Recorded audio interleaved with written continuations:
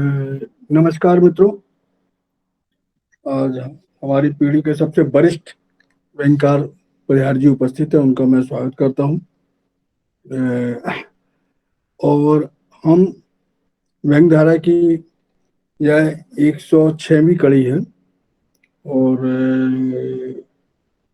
इन कड़ियों में हमने व्यंग विमर्श रखा, रचनाओं पर बातचीत की, इस समय प्रकाशित रचनाओं पर बातचीत की,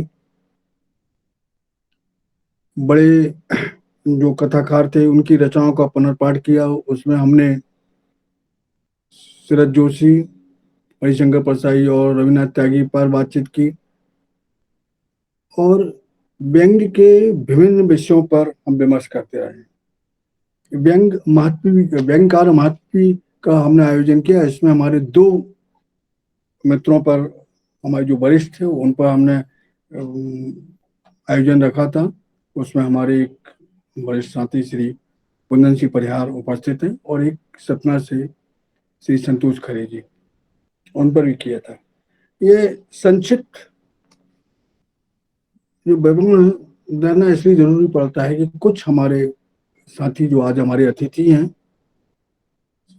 डॉक्टर सुरेश कांत जो दिल्ली से हैं और कोटा से अतुल चतुर्वेदी जी हैं, उनकी जानकारी के लिए बाकी सभी लोग जितने विद्वान हों उनको सब जानते हैं। तो आज की जो गोष्ठी है व्यंग विमर्श की है और इसके केंद्र में व्यंग की बहुत बड़ी चिंता है। उसको हम चिंता मान भी सकते हैं या उसको एक नई परंपरा का आरंभ कह सकते हैं या एक नया दौर की बात कर सकते हैं। कुछ भी कह सकते हैं, जिसको जैसा महसूस होता है वो कर सकते हैं। किंतु मेरा ऐसा मानना है कि हम थोड़ी सी पुरानी पीढ़ी के साथ भी हम लोगों ने रहा है, नई पीढ़ी के साथ भी अभी काम कर रहे हैं और दोनों को देख कर हमको जो महसूस होता है वो प्रश्न हम सभी के सामने रख रहे हैं। आज वह विषय है सीमित शब्दों में सिकुड़ते सिकुड़ते व्यंग का घटता सौंदर्य।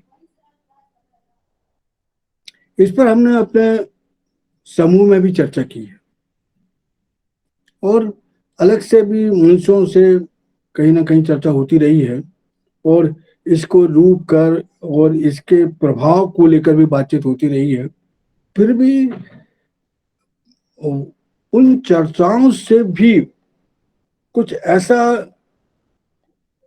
बाहर निकल के नहीं आया है या और गुंजाइश बनती है इस पर एक लंबी चर्चा की, कि जिससे बात बढ़े, लोगों तक जो चिंता है या जो परंपरा के को मान के उसको या आज के वक्त की जरूरत मानते उसको सही ठहरा रहे हैं या जो भी कह रहे हैं, उस पर भी बातचीत हो।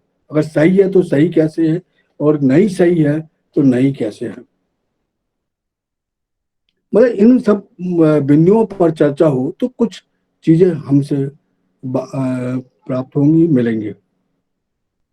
अब जैसा कि हम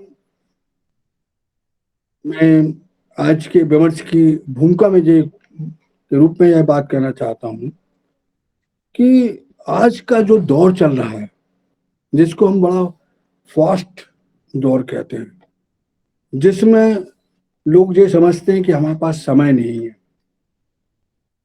और समय के दौर में लोग कहते हैं कि आज उपन्यास पढ़ने का वक्त नहीं है, बड़ी कहानियों का वक्त नहीं है, बड़ी रचनाओं का वक्त नहीं है, छोटी रचना ज्यादा ग्राह्य हो जाती है और जल्दी पढ़ लेता। ये बहुत से सवाल हैं। एक सवाल हमारे मन में यह भी आता है, जो पाठक सिर्फ पाठक है, साहित्यकार नहीं है, रचनाकार नहीं है, वो यह महसूस कर रहा है क्या कि छोटी रचना पढ़ना चाहिए। उसको अगर रुचि है तो वो पूरा उपन्यास भी पढ़ता है, चाहे उसकी रुचि के जो लेखक हों उनके पूरे बड़े बड़े उपन्यास भी पढ़ता है, व्यंग उपन्यास भी पढ़ता है, कहानी के उपन्यास भी पढ़ता है, बड़ी बड़ी कहानियां पढ़ती हैं जो बड़े अच्छी पत्रिकाओं में छपती हैं, जो पाठक है, जिसको रुचि है। और जिसको रुचि नहीं है, वो लेखक भी है, उसके पास अपनी रचना को दोबारा पढ़ने के लिए भी समय नहीं है। फिर हम कैसी अपेक्षा करें कि दूसरे की रचना पढ़ना हो। किंतु कभी कभी मजबूरन पढ़ना पड़ती है। आज रवीन्द्रनाथ अरविंद तिवारी का उपन्यास या ज्ञान चतुर्वेदी के उपन्यास या अभी हमारे मित्र अरुण अर्णव खरे का उपन्यास, ऐसे तो उपन्यास भी पढ़े जा रहे हैं, फिर बड़ी बड़ी रचनाएं भी पढ़ी जा रही हैं। तो व्यंग को छोटा करने की क्या जरूरत है? मेरा यह मानना है कि व्यंग को अपने कथ्य के अनुसार, अपनी जरूरत के अनुसार पूरा फलना फलना चाहिए, जिससे कि वो लोगों के पास समझ सके। व्यंग के जो कथ्य के हिसाब से जो चिंताएं हैं व्यंग की, व्यंग में जो विसंगतियां की चिंताएं हैं, पाखंड की चिंताएं हैं, राजनीतिक विद्रूपताएं की चिंताएं हैं, वो चिंताएं पूरी तरह पाठक को संप्रेषणी हो। किंतु जब रचना छोटी हो जाती है या छोटी कर दी जाती है, हम संपादक अपनी मजबूरी के वजह से, अपने जो उनके नियम हैं उसकी वजह से कम कर देते हैं, छोटे कर देते हैं। उससे कई बार संपादक को लगता है कि रचना का स्वरूप बन गया है, किंतु पाठक को लगता है कि यहाँ कटिंग होगी, यहाँ कटिंग होगी, आधी बात अधूरी है, तो उसका जो रचना का सौंदर्य है वो नहीं दिखता, वो सौंदर्य खत्म हो जाता है। उस सौंदर्य की बात हमें मालूम है कि बस जो मूल बात है वो कह दी, तो उससे तो बात नहीं होती ना। उस मतलब आपको बिल्कुल, मैं व्यंग को एक उस ढंग से देखता हूं जो आज की एक पेड़ है, आम का पेड़, उसका बोनसाई घर के अंदर लगा दीजिए, उसमें पत्ते भी हैं, डगाले भी हैं, फूल भी आते हैं, फल भी लगते हैं और बहुत सुंदर लगते हैं। किंतु क्या आप उन पत्तों की छाया में रह सकते हो? क्या उन फूलों की सुगंध आप ले सकते हो? या उन फलों का स्वाद आपको अगले साल का इंतजार करा सकता है? मेरा क्या सभी का मानना है ऐसे फल इंतजार नहीं कराते। सिर्फ एक सौंदर्य का, एक अलग ढंग के सौंदर्य का, अपनी वैज्ञानिक प्रगति का घमंड प्रदर्शित करते हैं। तो ऐसा ही व्यंग में है। व्यंग में लोग वो जो आज सीमित शब्दों में जो व्यंग आ रहे हैं, वो व्यंग में कहीं ना कहीं सौंदर्य कम होता जा रहा है, पढ़ने में लगता है। और कुछ लेखक ये भी कहते हैं जिसमें दम होगा तो वो 200 शब्दों में बात कह देगा, बिल्कुल मैं भी मानता हूँ कह देगा। किंतु वो जो बात कहने के साथ उसके पीछे का परिदृश्य, उसके सामने की वो बात आपके समझ में कितनी आगे तक जाती है, पाठक में यह सोचने की बात होती है। आप परसाई जी की हजारों रचना, सैकड़ों रचना है। हम बिहार से चुनाव लड़ रहे हैं, उसको आप 200 शब्दों में सीमित कर सकते हैं? कंधे श्रवण कुमार के प्रसाद जी की है, उनको हम कम कर सकते हैं।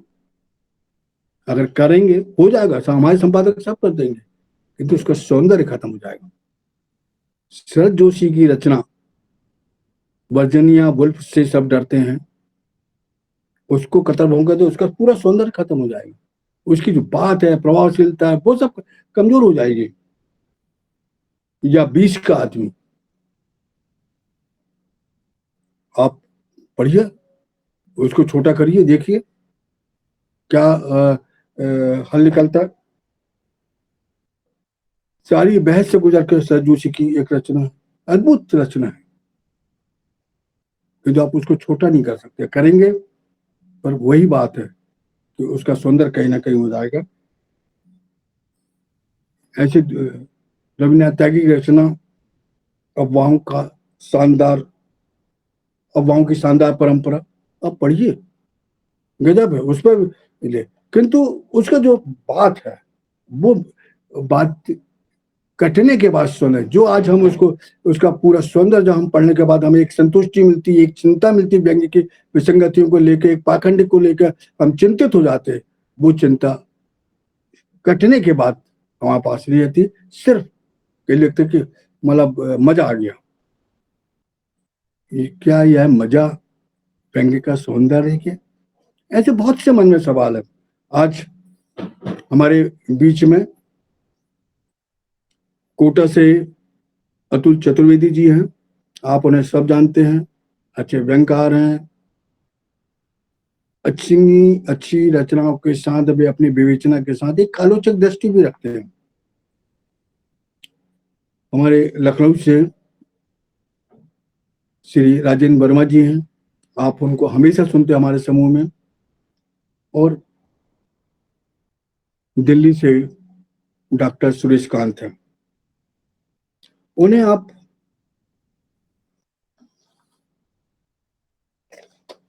अच्छे से सुनते हैं और बहुत पढ़ा है, उनके बारे में बहुत जानकारियां हैं, सब हैं। तो इनसे हम इस बात पर एक लंबी चर्चा होगी, और जब हमारे वक्तागण बातचीत कर लेंगे, अपनी बात रख लेंगे, तो मैं हमारे जो उपस्थित साथी हैं उनसे आग्रह रहेगा कि उनके मन में जो सवाल हैं वो पूछ सकते हैं। और अगर उनको लगता है कि मैं जो बातचीत हुई है उनके अलावा भी कोई अगर ऐसी बात है, तो वो हम चैट बॉक्स में लिखे कि मैं 1 या 2 मिनट में बातचीत पूरा करना चाहता हूँ। समय के हिसाब से उन्हें भी समय दिया जाएगा। और फिर एक चीज हमारे जो सवाल है मेरे मन में या सबके मन में, वो बात में कुछ हद तक हम पहुंच पाएंगे। और मैं बहुत सम्मान के साथ आज पहले वक्ता के रूप में कोटा से डॉक्टर अतुल चतुर्वेदी जी से आग्रह करता हूं कि वे आज का व्यंग्य विमर्श का विषय सीमित शब्दों में शुक्र से व्यंग्य का घटता सौंदर्य, इस पर अपनी बात रखें। बहुत सम्मान के साथ श्री अतुल चतुर्वेदी जी। नमस्कार। सभी अग्रज रचनाकारों को सबसे पहले मेरा कोटा की धरती से प्रणाम करता हूं, और साथी रचनाकारों को भी मेरा नमस्कार। जैसा कि विषय आज की अपनी चर्चा का केंद्रित किया गया है, तो मूलतः मेरा मानना यह है कि वर्तमान में जो व्यंग्य की विधा है उसमें दोनों तरह के लेखन हो रहे हैं। एक तो साहित्यिक पत्र पत्रिकाएं जो भी छप रही हैं, शब्द का प्रयोग मैं इसलिए कर रहा हूं क्योंकि पिछले 2-4 वर्षों में दुर्भाग्य से कुछ अच्छी पत्रिकाएं जैसे कादम्बिनी, जो कि निकला करती थी, एक व्यंग्य उसमें छपा करता था, वो बंद हो गई। 2-3 साल पहले विष्णु नागर जी के संपादन में शुक्रवार जो व्यंग के ऊपर कई विशेषांक भी उन्होंने निकाले, वो बंद हो गई। तो अभी जो आहा जिंदगी है उसका भी लगभग प्रिंट तो नहीं आ रहा है, लेकिन सिर्फ डिजिटल वर्जन आ रहा है, तो वो भी लगभग वेंटिलेटर पे है, मेरे को ऐसा लगता है। तो जो साहित्यिक पत्र पत्रिकाएं हैं उसमें यदा कदा कभी कभार व्यंग छपता है, जैसे वागर्थ में तो छपता ही नहीं है मेरे ख्याल में, मैंने देखा नहीं कभी। नया ज्ञानोदय में जब तक लीलाधर मंडलोई जी थे तब तक कभी कभार व्यंग छपते थे, अब नए संपादक जी के उसमें छपते नहीं छपते मैंने तो देखा नहीं। बहरहाल साहित्यिक पत्र पत्रिकाओं में भी संपादकों के लिए व्यंग एक अछूत की तरह व्यवहार होता रहा है। वे कविताएं छाप देते हैं, कहानी छाप देंगे, लघु कथाएं, लेकिन व्यंग उसमें बहुत कम है। आजकल जो सरकारी पत्रिका है उसमें भी मैंने कोई व्यंग बहुत लंबे अरसे से नहीं देखा। समकालीन साहित्य में जरूर बलराम जी के आने के बाद से कुछ कुछ व्यंग छपे हैं।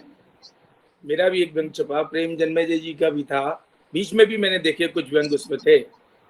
तो मेरा कहने का तात्पर्य यह है कि साहित्यिक पत्र पत्रिकाओं में एक जगह थी, एक कॉलम था, एक संभावना थी जहां बड़े व्यंग छपा करते थे, 1000 शब्दों के, 1500 शब्दों के, ऐसे बड़े व्यंग, या और भी शब्द सीमा की कोई बंधन नहीं है, लेकिन एक पूरा कलेवर उस रचना का उसमें दिखाई पड़ता है। दूसरा पैरेलल आप देखिए कि जो हमारे समाचार पत्र हैं उनके अंदर भी व्यंग के कॉलम थे, लेकिन दुर्भाग्य ये भी है कि इन दिनों वो कॉलम भी लगभग बंद हो चुके हैं। एक मात्र अमर उजाला में वो हास्य रंजनी के नाम से एक पेज आता है जिसमें 4-5 व्यंग छपते हैं, वो भी शायद इस वजह से है क्योंकि यशवंत व्यास जैसी शख्सियत वहां पर अभी मौजूद है और वो व्यंग के क्षेत्र में एक बड़ा नाम भी है, इस वजह से शायद वहां व्यंग बरकरार है। एक अदबीच में एक कॉलम है नई दुनिया का, उसमें व्यंग छप रहा है, एक ट्रिब्यून में है, और कुल मिला के काफी जगह व्यंग बंद हो चुके, हिंदुस्तान में भी रिसेंटली बंद हुआ। तो दो तरह की पैरेलल धाराएं मैं मानता हूं, एक तो वो जो साहित्यिक बड़े व्यंग लिखने की, छपने की जहां संभावना, गुंजाइश है और बहुत से लोग वैसा लिख भी रहे, और एक जो मैं मानता हूं कि मिनी व्यंग लिखा जा रहा है, लघु व्यंग जिसको आप कहें, लघु कथा की तर्ज पे वो भी लिखा जा रहा है। सवाल यह है कि क्या जो समाचार पत्रों में व्यंग छप रहे हैं वो 400 शब्दों के, 380 शब्दों के, 500 शब्दों के, अलग अलग लिमिट है सबकी लगभग, तो क्या उनको हम व्यंग की बिरादरी से बाहर कर दें?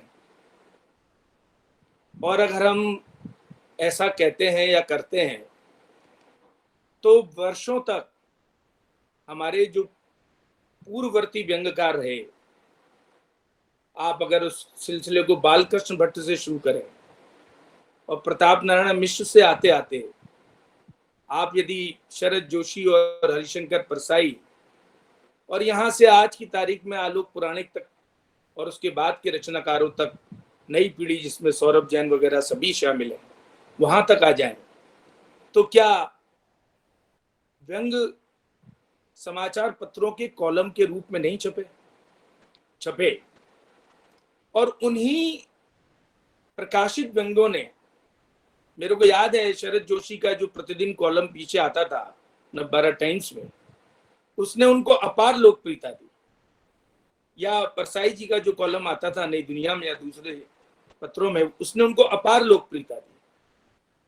तो मैं ऐसा नहीं मानता कि कॉलम अखबार में नहीं होने चाहिए, उनका अपना एक पाठक वर्ग है, क्योंकि हिंदी साहित्य की बड़ी से बड़ी पत्रिका कोई भी हो, एक समय में शायद नया ज्ञानोदय, उसकी भी 5000 से ज्यादा प्रतियां नहीं छपती, जबकि समाचार पत्र जो है वो अगर कोई प्रदेश स्तर का भी समाचार पत्र है तो हजारों में, और अगर बड़ा समाचार पत्र तो कई संस्करणों में वो लाखों में छपता है, तो उसका एक बड़ा पाठक संसार है। अब जैसी बात अभी रमेश जी कर रहे थे, सैनी साहब, बहुत अच्छी बात उन्होंने कही कि जो अखबार में जो व्यंग्य छपता है उसका आकार लघु है, सही है, वहां पर स्पेस की बहुत कमी है। और दूसरी तरफ पाठक, आपने सवाल किया कि बहुत बड़ी बड़ी रचनाएं भी पढ़ता है, जिसे पढ़ना है वो पढ़ लेता है, वो व्यंग्य उपन्यास भी पढ़ लेता है, वो अन्ना कैरेनिना भी पढ़ लेता है, वार एंड पीस भी पढ़ सकता है। लेकिन यहां पर एक तथ्य ध्यातव्य है, और वो ये है कि जो अखबार का पाठक है वो साहित्यिक पाठक ही नहीं है मात्र, वो आम पाठक भी है। वो एक पान वाला भी हो सकता है, एक रिक्शे वाला भी हो सकता है, एक बिल्कुल ऐसा एवरेज पर्सन भी हो सकता है जिसको साहित्य के विषयों की बहुत समझ नहीं है। तो उसके लिए व्यंग्य इतना गंभीर विषय नहीं है, वो सिर्फ उसको मनोरंजनार्थ पढ़ रहा है। वो उसमें बहुत सारा शैली, तत्व, भाषा, सौंदर्य, सटायर कहाँ का पर है, ये सारी चीजें नहीं तलाश रहा। तो अखबार की मजबूरी यह है कि उसको उस पाठक वर्ग का भी ध्यान रखना है। हालांकि इस ध्यान रखने के चक्कर में बहुत सारा व्यंग्य की विधा के साथ अनर्थ भी हो रहा है। क्या अनर्थ हो रहा है? सबसे पहली बात तो यह कि जितने अखबारी व्यंग्य हैं उनका अधिकतर का विषय राजनीतिक विषय होता है, पॉलिटिकल विषय, या कोई करंट विषय जो इकोनॉमिकल है या सोशल है। हालांकि आर्थिक विषयों पर भी बहुत सारा व्यंग्य लेखन नहीं हो रहा। कुछ लोग जिनकी बहुत अच्छी पकड़ है वो आर्थिक विषयों पे लिख रहे हैं, लेकिन 80% जो लोग लिखते हैं समाचार पत्रों में, कॉलम में, उनके विषय आप देखिए कि राजनीति के इर्द गिर्द ही लगभग होते हैं, क्योंकि अखबारों की खपत वही है। और आज राजनीति ने इतना बड़ा अपना फैलाव या कैनवास कर लिया है कि हमारे समाचार पत्रों की 70% खबरें राजनीतिक बयानों से ही घिरी हुई होती है। साहित्य तो वैसे ही हाशिए पर है, साहित्य के कॉलम लगभग बंद है। आप देखिए कविताएं बिल्कुल सिमट के एकहरी हो गई हैं, कभी कभार कोई रस्म अदायगी के लिए दे दी जाए। जनसत्ता जैसे अखबार ने, जिसको प्रभात जोशी जिसके संपादक थे, ओम थानवी बाद में रहे, बड़ा समृद्ध जिसका साहित्यिक पृष्ठ आया करता था, लगभग अब वो खत्म हो चुका है। अब समीक्षाएं भी उसमें इधर कदाई प्रकाशित होती हैं, कहानी कविताएं तो बिल्कुल उनका तो बहिर्गमन ही हो चुका है। मैं सोचता हूँ बाहर ही चली गई वो तो छोड़ के। तो तात्पर्य यह है कि साहित्य की जगह कितनी जगह बची है, एक बात। दूसरा सवाल ये कि वो जो पाठक है, वो जो व्यंग्य लिखा जा रहा है, उसकी सीमाएं हैं। 400-500 शब्दों में लगना है उसको।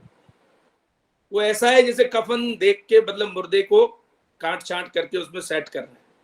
कफन निर्धारित है 450 शब्दों का, 380 शब्दों का, और उसमें सेट करना मुर्दे को कैसे भी करो, उसका कैसे भी पोस्टमार्टम करें। कई बार जो बड़े अच्छे संपादक हैं वो खुद ही पोस्टमार्टम कर देते हैं, वो कहीं से भी हाथ काट देते हैं, कहीं से पैर काट देते हैं।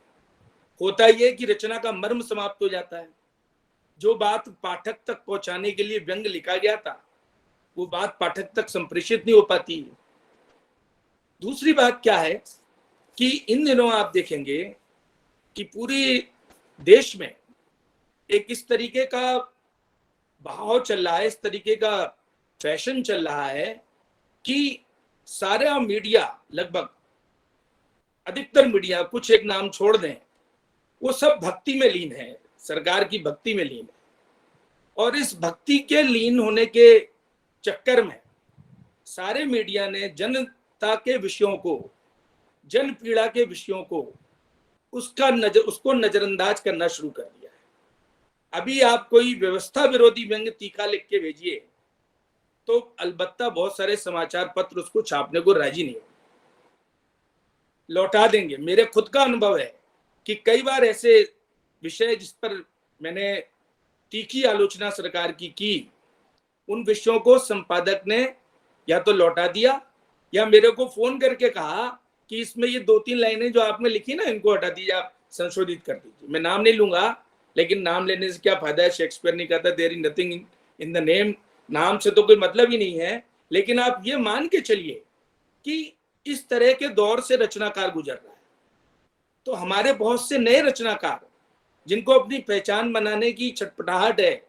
जल्दबाजी है, वो फिर अखबार की नीतियों के हिसाब से व्यंग लिख रहे हैं। जैसे देवता वैसी पूजा, यथा राजा तथा प्रजा। तो फिर व्यंग का काम क्या था? व्यंग का काम था व्यवस्था का विरोध, व्यंग का काम था जनता की बात को कहना, व्यंग का काम था विसंगतियों का निर्भीक चित्रण करना। तो व्यंगकार उस काम में तो पीछे हट गया, अपने कर्तव्य से तो वो दिग्भ्रमित हो गया और वो ठकुर सुहाती, जिसको हमारे उत्तर प्रदेश में बोलते हैं, ठकुर सुहाती करने लगा और संपादक की पसंद और अखबार की रीति नीतियों के हिसाब से व्यंग लिखने लगा, क्योंकि उसका उद्देश्य छपना, उसका उद्देश्य जो पीड़ा है जनता की, जो संवेदना है, उसको वर्णन करना उसका उद्देश्य नहीं है।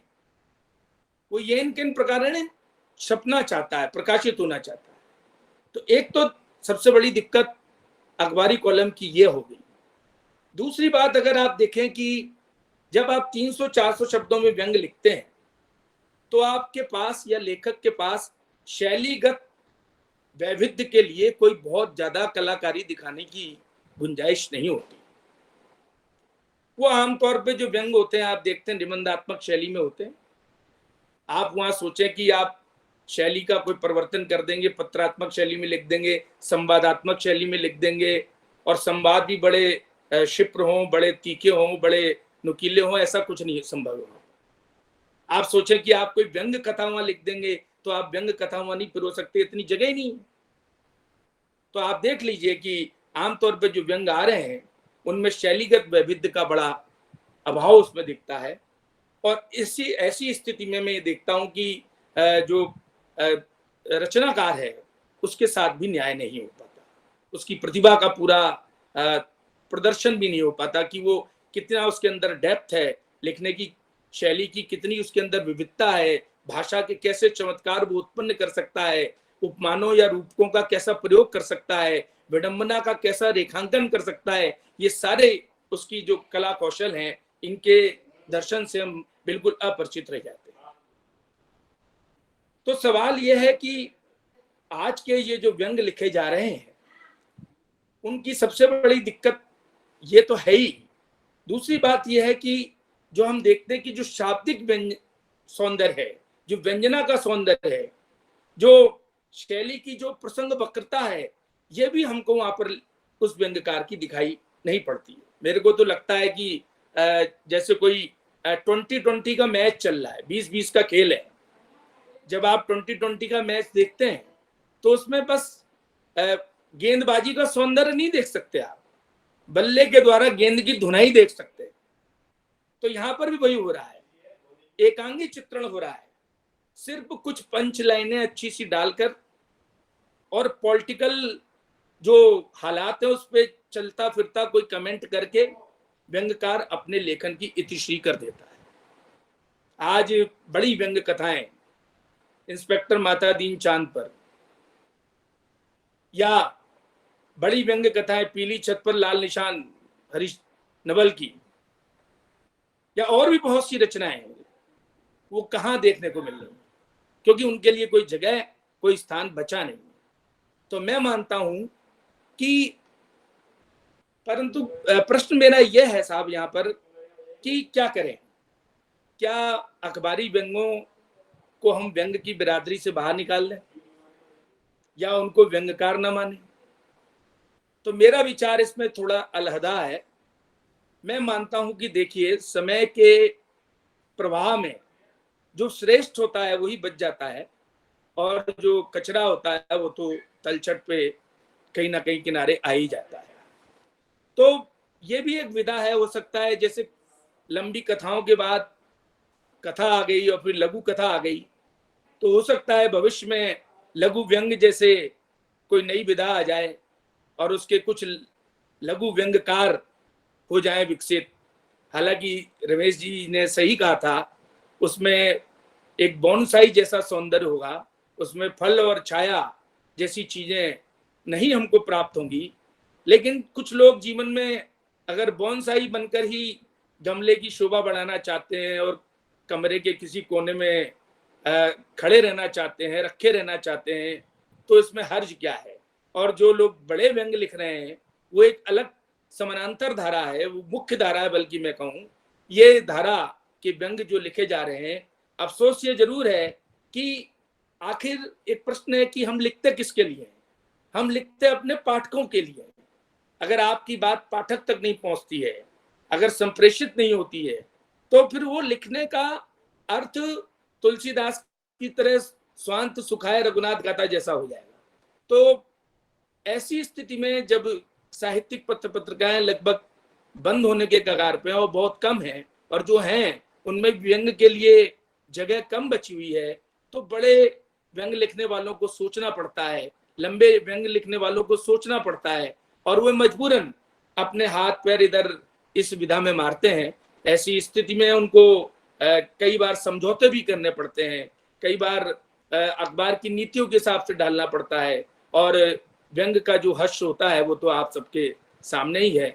मैं सोचता हूँ कि ये बहुत अच्छी प्रवृत्ति तो नहीं है, और मूल रूप से ये जो कंप्रोमाइज की स्थिति है वो बहुत अच्छी स्थिति किसी भी लेखक के लिए नहीं है, क्योंकि जो हमारे लेखन का उद्देश्य है संवेदना जगाना, मानव मूल्यों की बात करना, मानवता की बात करना, तो आप देखेंगे कि वो सारी चीजें इन व्यंगों से के माध्यम से हम प्रकट भी नहीं होती। उस उद्देश्य से हम भटक भी जाते हैं और अपनी क्षमता के साथ लेखक पूरा न्याय नहीं कर पाता।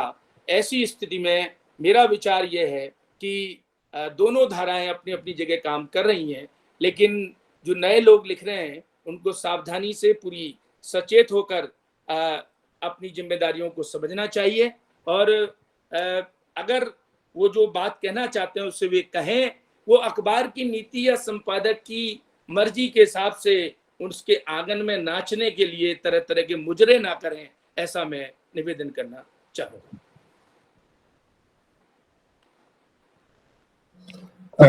बहुत बहुत धन्यवाद चतुर्वेदी जी।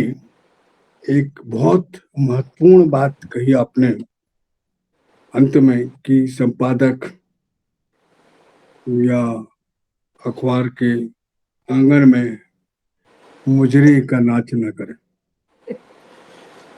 ये व्यंग की बड़ा तीखा है, और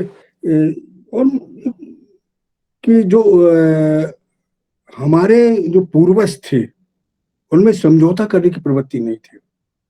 मैं आपको बताऊं, वो अपनी शर्तों में लिखते थे, और मुझे बहुत सी चीजें याद है कि कोई रचना जब धर्मियों में जाती थी तो धर्मी भारतीय उनको पत्र लिखते थे कि मैं ये लाइन को अलग कर दूं, बाकी सब ठीक है, ये लाइन अलग कर दूं। अगर लेखक तैयार हो जाता था तो ठीक है, ये तो कहता नहीं, तो वो कहता है ठीक है आप कर देना वापस, और लेखक वापस ले लेता था। तो वो जो समझौते वाली बात है, ये भी एक आज के दौर में बड़ी महत्वपूर्ण बात है। और आपने जो दोनों दौर की बात की है कि मतलब एक आज के दौर का और एक लंबी रचना वालों की बात की है, निश्चित है या चिंता, और इसी पे हम बात आगे भी करेंगे। और किंतु अगर मुझे एक घटना याद आती है, इंडिया टुडे ने आज से कई 15-20 साल पहले इंडिया टुडे ने कहानी का स्तंभ बंद कर दिया जी। और उसके कुछ दिनों के बाद, महीने 2 महीने के बाद हम इंडिया टुडे के ऑफिस में गए थे और अच्छी कहानियां आती थी। तो उन सब ने जब बातचीत की कि भाई आप इतना बढ़िया कहानी हो, इसके इतने पाठक है, इतना है, और बढ़िया आप काम कर रहे थे, और आपने कहानी बंद कर दी, स्तंभ बंद कर दिया कहानी का। तो उनका जवाब था कि आप बहुत सही कह रहे हो, हमें को बंद करना पड़ा, हमारी चीज है, किंतु एक भी लेखक का, एक पाठक का पत्र हमारे पास पूछने नहीं आया कि आपने क्यों बंद की। बिल्कुल सही कह रहे हैं आप, ये मूल बात है। और हाँ, जब कोई कॉलम बंद होता है तो हम लोग उसका विरोध भी नहीं करते। किसी हाँ, अखबार तो ने कोई साहित्यिक पेज बंद किया, उसका विरोध भी नहीं करते। और यहाँ मैं थोड़ा सा इंटरप्शन करूंगा। आपने जो कहा, आज हालात इतने मतलब विपरीत हैं कि अगर संपादक कहीं एडिटिंग कर देता है बिना पूछे, तो लेखक ये और कहते हैं कि जहां आपने एडिटिंग की ना साहब, वहीं से रचना में निखार आ गया, बहुत सुंदर रचना हो गई। ये आपके दृष्टि की बोध था, नहीं तो हमने तो देखा ही नहीं, हमको तो पता ही नहीं चला। आपके इस कलम के स्पर्श से रचना चमक उठी साहब। नहीं, सही कह रहे हैं आप। यहाँ तो जो मुद्रे वाली बात है या साष्टांग होने वाली बात है, ये सब चलिए ठीक है। मैं अब बात को इस पे और बातचीत हो और विस्तार से बातचीत हो, और इस पे हम जो मित्र बैठे हैं जो सुन रहे हैं वो भी गहन अध्ययन करें और अपने सवाल रखें। और मैं बहुत सम्मान के साथ लखनऊ से श्री राजेंद्र वर्मा जी से आग्रह करता हूं कि राजेंद्र वर्मा जी इन पर अपनी बात रखें।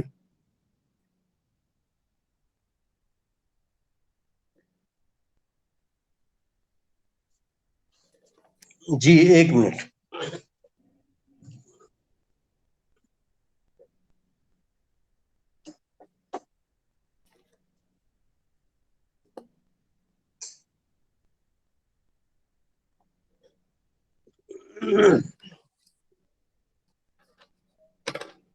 बिजली चली गई जी। इन्वर्टर से एक पॉइंट है, मैंने चालू किया। ये तो हमेशा से रहा साहित्य पर राजनीति अभी और उसी पर कमांड है कि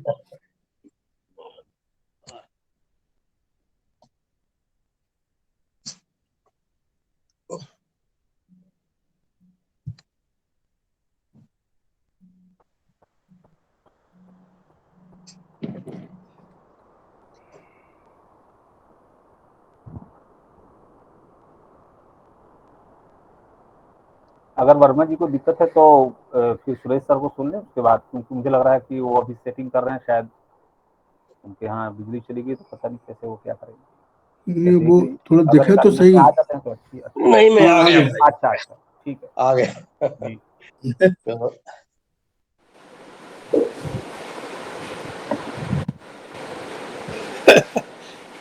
धन्यवाद शब्दों अलका जी, में धन्यवाद। सिकुड़ते व्यंग का घटता सौंदर्य। हमारे तमाम मन की बातें चतुर्वेदी साहब ने कह रखी हैं।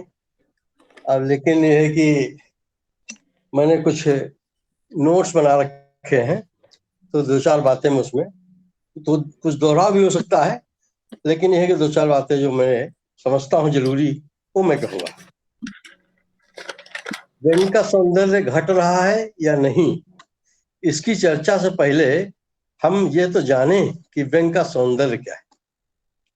मेरी समझ से व्यंग का सौंदर्य इसमें है, वह किसी सामयिक विसंगति जो असहनीय हो उसको साफ तौर पर पहचाने जाने और उस पर यथेष्ट रूप से प्रहार करने की में है।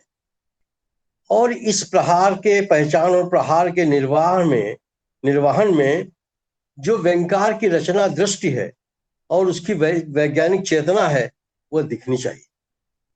उसका दायित्व बोध और आम आदमी के प्रति उसकी जो एक पक्षधरता है, वो भी उसके अंदर दिखनी चाहिए। उसमें लेखन को हथियार बनाने की जो कला है और वो पाठक को दिशा देने का जो काम है उसके साथ जुड़ा, वो भी एक दिखना चाहिए। एक सामाजिक लेखन एक सामाजिक कर्म है, इसलिए व्यंगकार का काम है कि वह समाज और राज्य के कार्यों की आलोचना करे और जहां गड़बड़ी हो वहां अपनी तर्क शक्ति के साथ वांछित दिशा प्रदान करे। सत्ता की रीति नीति को लेकर प्रतिपक्ष की भूमिका निभाए। ये मैं समझता हूं कि ये एक व्यंग का उद्देश्य है, और जिससे हम व्यंग के आज जो है सौंदर्य की बात करते हैं, तो ये चीजें होनी चाहिए, ये अपेक्षा की जाती है। लेकिन ये बातें भावगत या विचारगत सौंदर्य की है। 2 बातें और हैं, भाषा की और शिल्प की। भाषिक सौंदर्य और शिल्पगत सौंदर्य। तो भाषा में तो अब बात लंबी चली जाएगी, इसलिए बहुत शॉर्ट में कह रहा हूं कि एक वक्रता ऐसा गुण है कि भाषिक सौंदर्य उससे व्यंग का सध जाता है।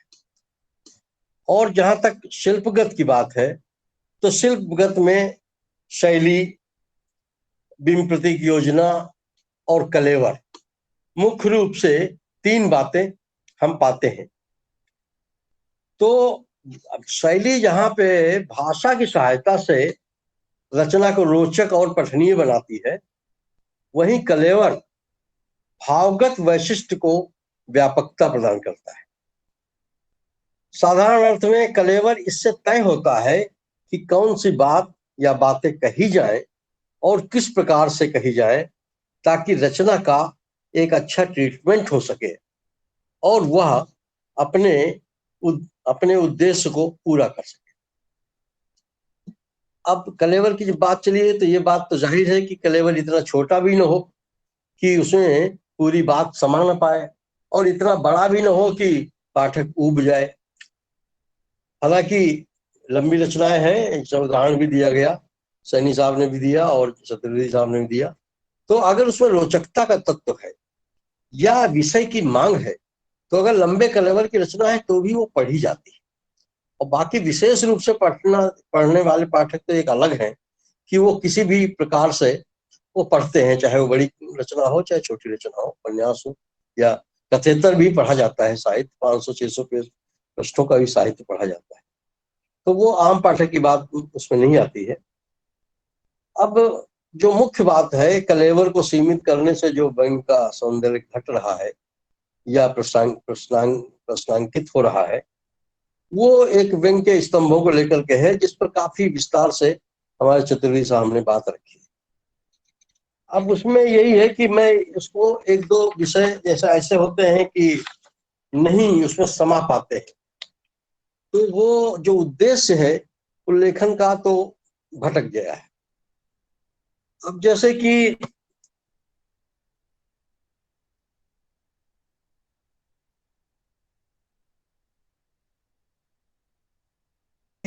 उद्देश्य आप क्यों लिख रहे हैं, जैसे कि अभी चतुर्वेदी साहब ने भी कहा कि भाई व्यंग्यकार क्यों लिख रहा है, इसलिए कि उसका एकमात्र उद्देश्य कि वो छप जाए, तो संपादक के हिसाब से चल रहा है। तो ये जो सबसे बड़ी चुनौती है कि जो लिखने का उद्देश्य है वो पूरा ही नहीं हो रहा है, वो तो सिर्फ छपने के लिए लिख रहा है और उन विषयों को लिख रहा है जो संपादक को प्रिय है या अखबार की रीति नीति के अंतर्गत आते हैं। तो इससे जो व्यंग का कार्य है वो तो पूरा नहीं हो रहा है, तो सौंदर्य उसका प्रभावित होगा ही, सीधी सी बात है। और जो आज व्यंग लेखन अखबारी लेखन है, उसको एक उदाहरण से समझते हैं कि जैसे मान लीजिए कि आप महंगाई जैसे किसी सामयिक विषय पर व्यंग लेख लिखना चाहते हैं, तो सबसे पहले आप ये देखेंगे कि महंगाई क्यों बढ़ रही है, उसके सैद्धांतिक और व्यावहारिक कारणों की तलाश करेंगे, उसे अपने हिसाब से लिखना चाहेंगे। लेकिन जब आप लिखने बैठे और पता चला कि जो है इसमें जो विरोधाभास है उसके मूल में जो सत्ता की भूमिका है वो संदिग्ध है, उसको सामने लाने के लिए आपको चरित्र गढ़ेंगे या निबंधात्मक शैली करेंगे, तो फिर और विस्तार चल जाएगा। तो जब आप मान लीजिए कोई चरित्र गढ़ा और आपने संवाद शैली में कोई बात कही शुरू करी जिसमें 2 पात्र कम से कम मान लीजिए हैं, तो महंगाई के कारण जैसे घर चलाने में दिक्कत हो रही है, इस पे बात करते हैं, तो उसमें एक पक्ष की बात करेगा तो दूसरी विपक्ष की बात करेगा।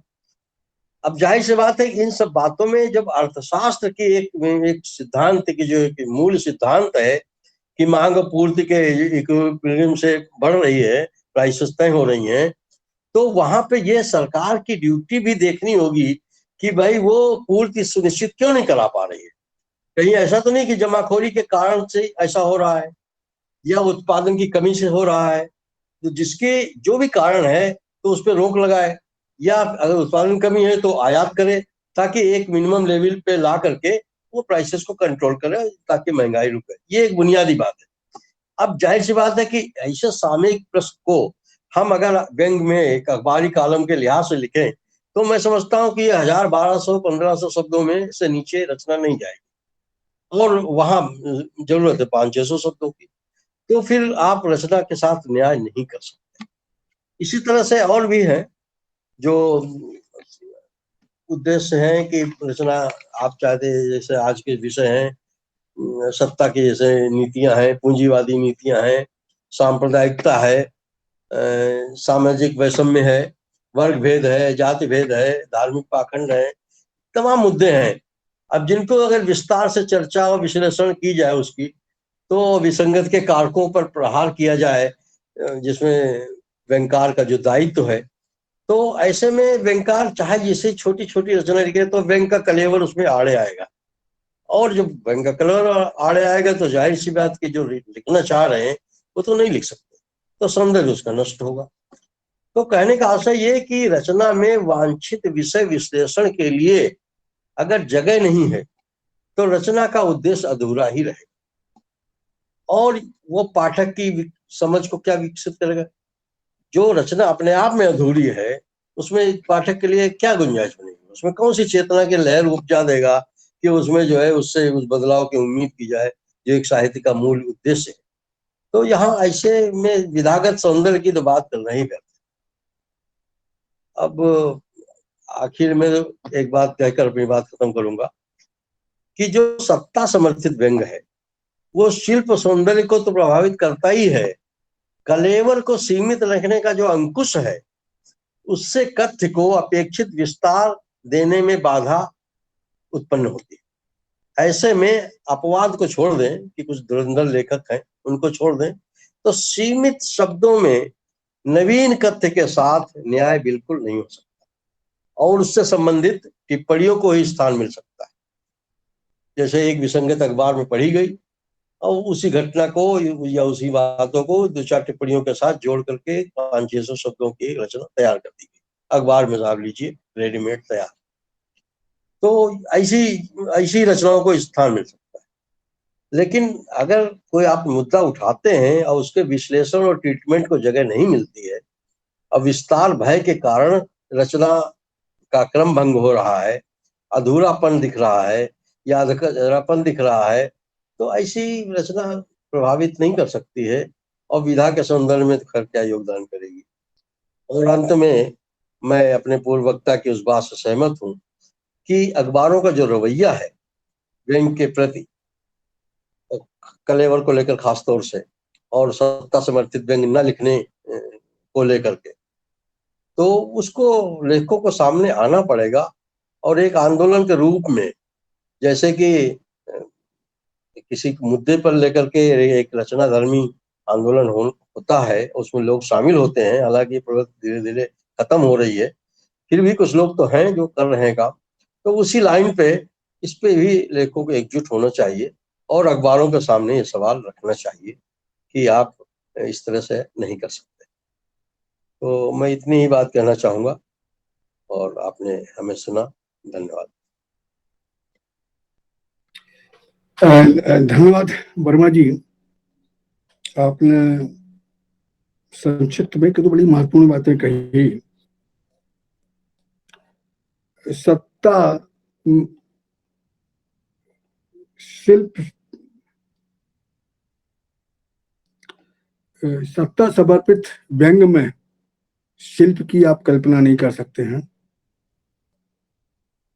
या जो बड़े विषय की रचना है उसको छोटे में लिख ही नहीं सकते हो। लिखेंगे तो निश्चित है कि उसका कोई सौंदर्य, चाहे वो शिल्प का सौंदर्य हो, चाहे शाब्दिक सौंदर्य हो, या वो उस क्लेवर में नहीं आ सकता है जो अखबार चाहता है। ऐसी समझ चिंताएं जो हमारे सामने हैं। और उसका एक छोटी सी बात उन्होंने बड़ी महत्वपूर्ण की कि हम सब लेखकों को इस पर बात करके आंदोलन करना चाहिए।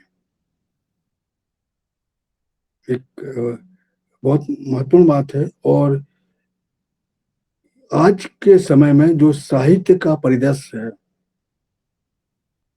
जैसा मैं महसूस कर रहा हूँ, देख रहा हूँ, और पिछला दौर भी देखा है कि आंदोलन अब साहित्य में नहीं हो रहे, बिल्कुल आंदोलन खत्म हो गए।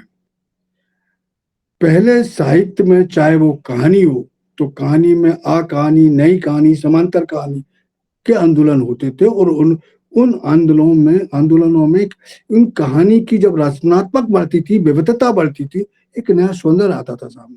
इसी तरह कविता में भी था। किंतु व्यंग को भी लिखते हुए, क्या बात है, जब हम सत्ता विरोध की बात करते हैं, विपक्ष की बात करते हैं, असहमति की बात करते हैं, और हम आंदोलन की बातें नहीं कर पाते, हम आंदोलन नहीं कर पाते। मेरा ख्याल है कि ज्यादा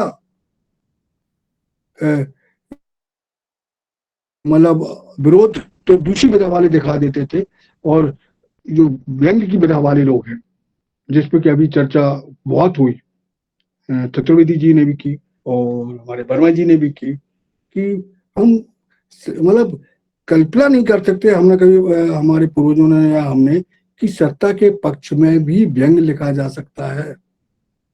ऐसे बहुत से बिंदु हैं जिन पर चिंता है। आज हमारे बीच में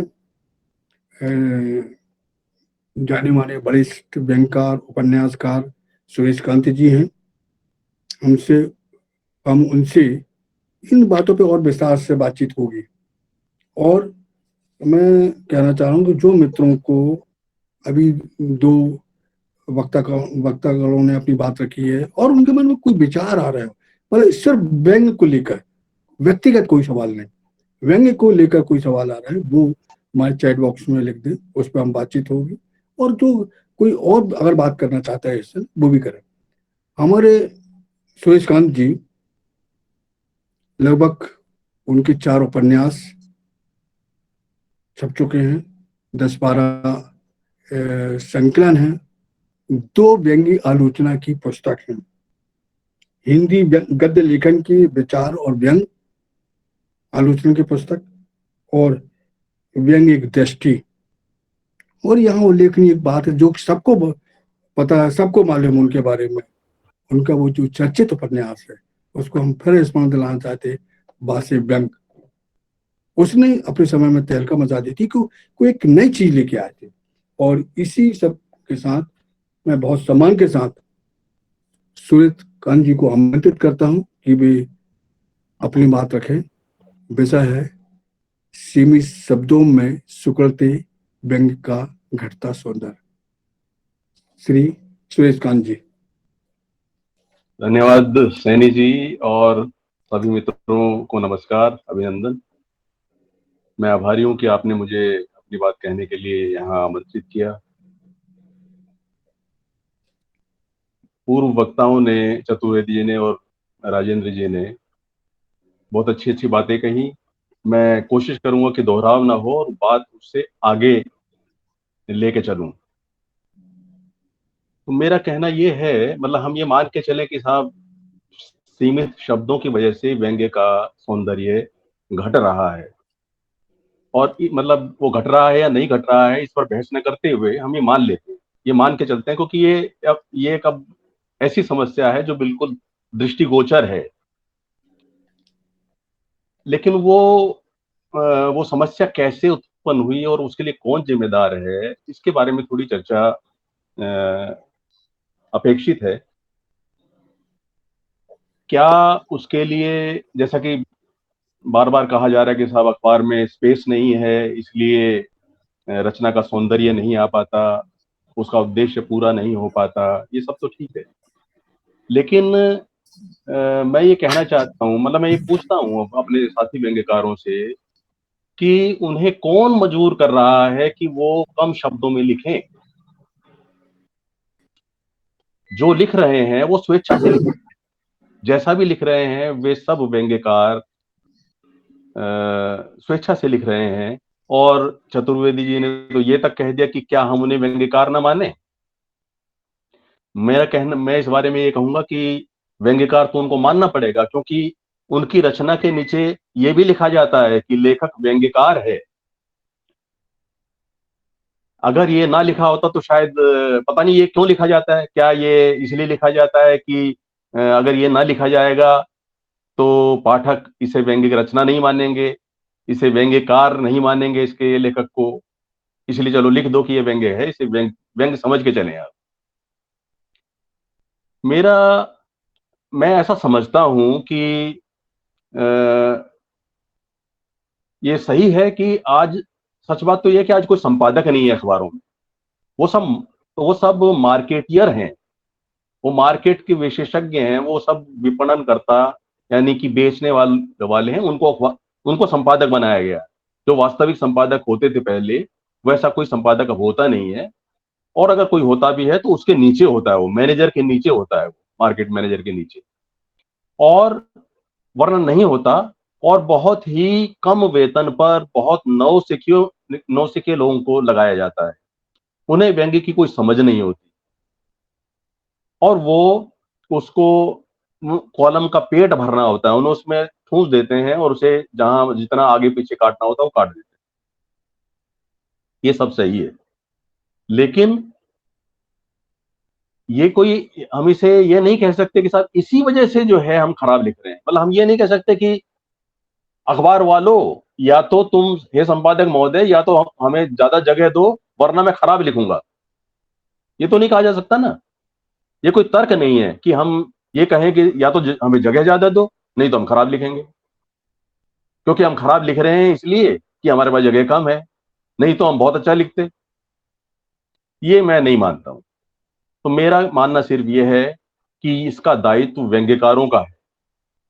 जो लिख रहे हैं, जैसा लिख रहे हैं, वो सब व्यंग्य के नाम पे छप रहा है, और चूंकि छप रहा है तो इसलिए उसे व्यंग्य माना जा रहा है। लेकिन वो व्यंग्य का जो उद्देश्य है वो व्यंग्य है ही नहीं, मैं ऐसा मानता हूं।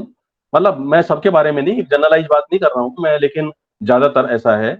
जो अच्छे लोग हैं, अच्छे व्यंग्यकार हैं, कुछ अच्छा भी लिख रहे हैं, लेकिन एक सामान्य बात यह है कि ज्यादातर लोग खाना पूरी कर रहे हैं, उसे व्यंग्य नहीं कहा जा सकता।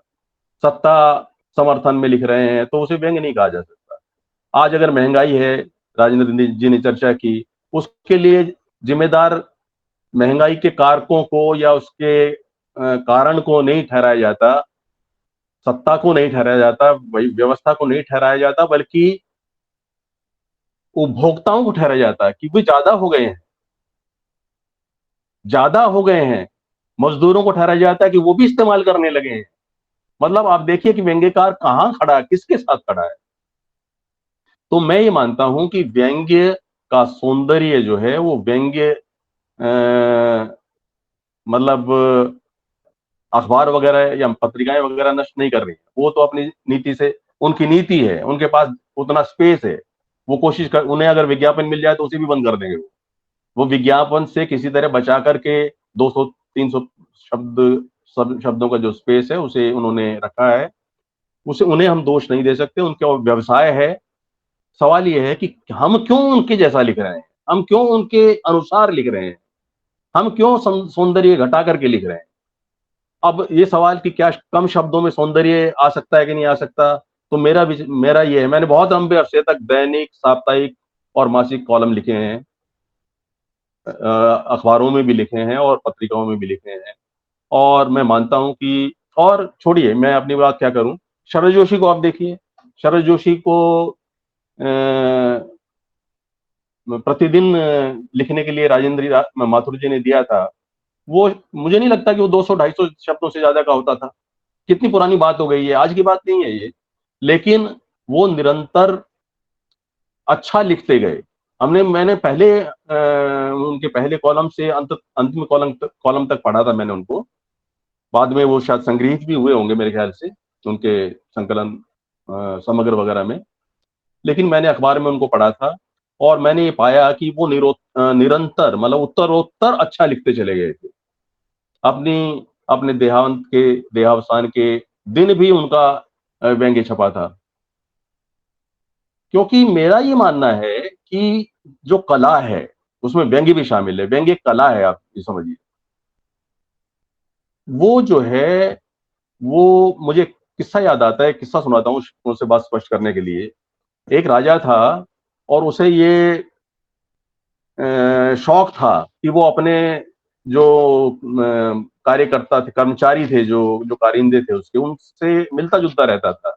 उसे सब मालूम रहता था कौन कहाँ क्या काम कर रहा है, कौन कहाँ पर कौन तैनात है, कौन वगैरह वगैरह। उसका ही शौक था, उद्देश्य कुछ भी रहा हो, पर वो ऐसा करता था।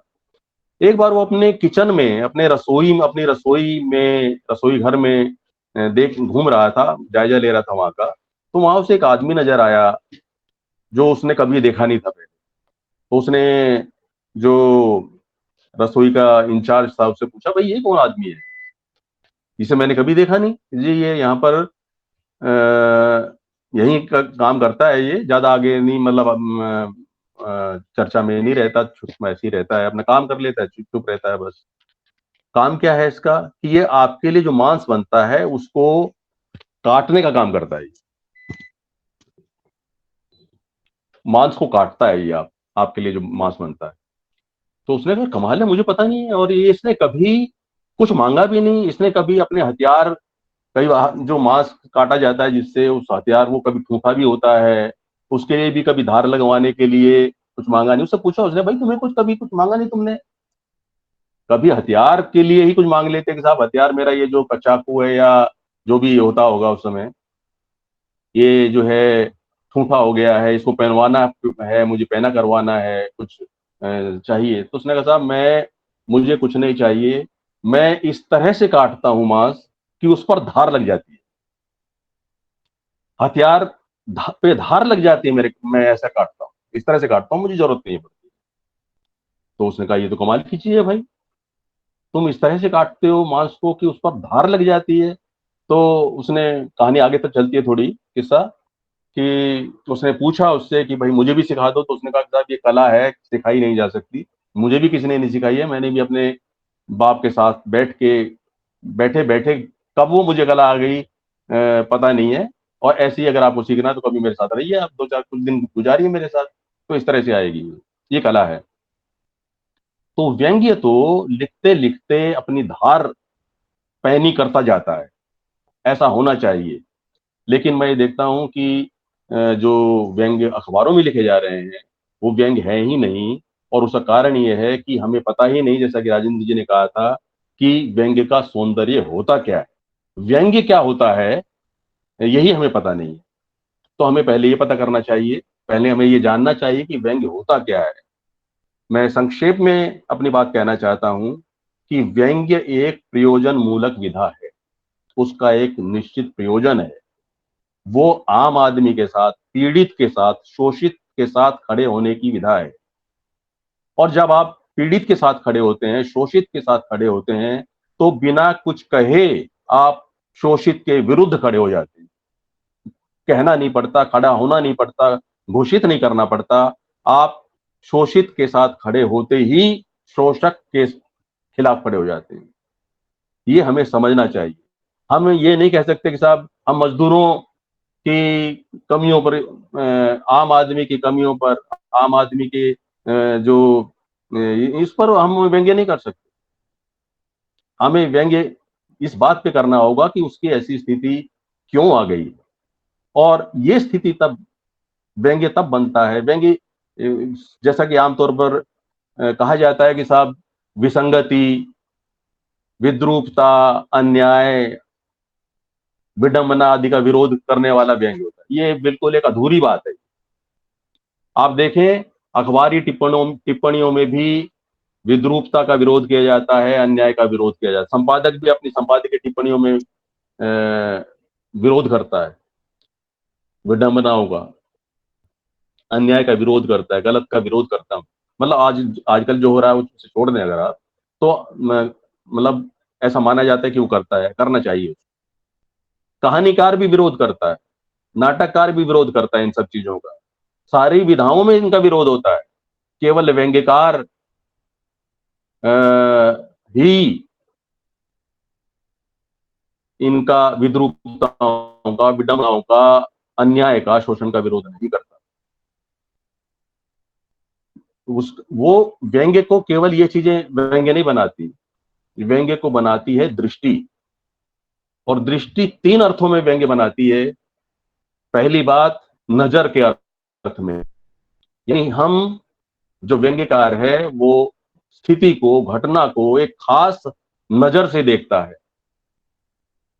खास दृष्टि से देखता है। उसकी नजर जो है थोड़ी टेढ़ी, अक्सर वक्र वगैरह, वक्रता वगैरह की बात आई है अभी, उसको अलग टेढ़ी नजर से देखता है, वो अलग, एक अलग नजर से देखता है।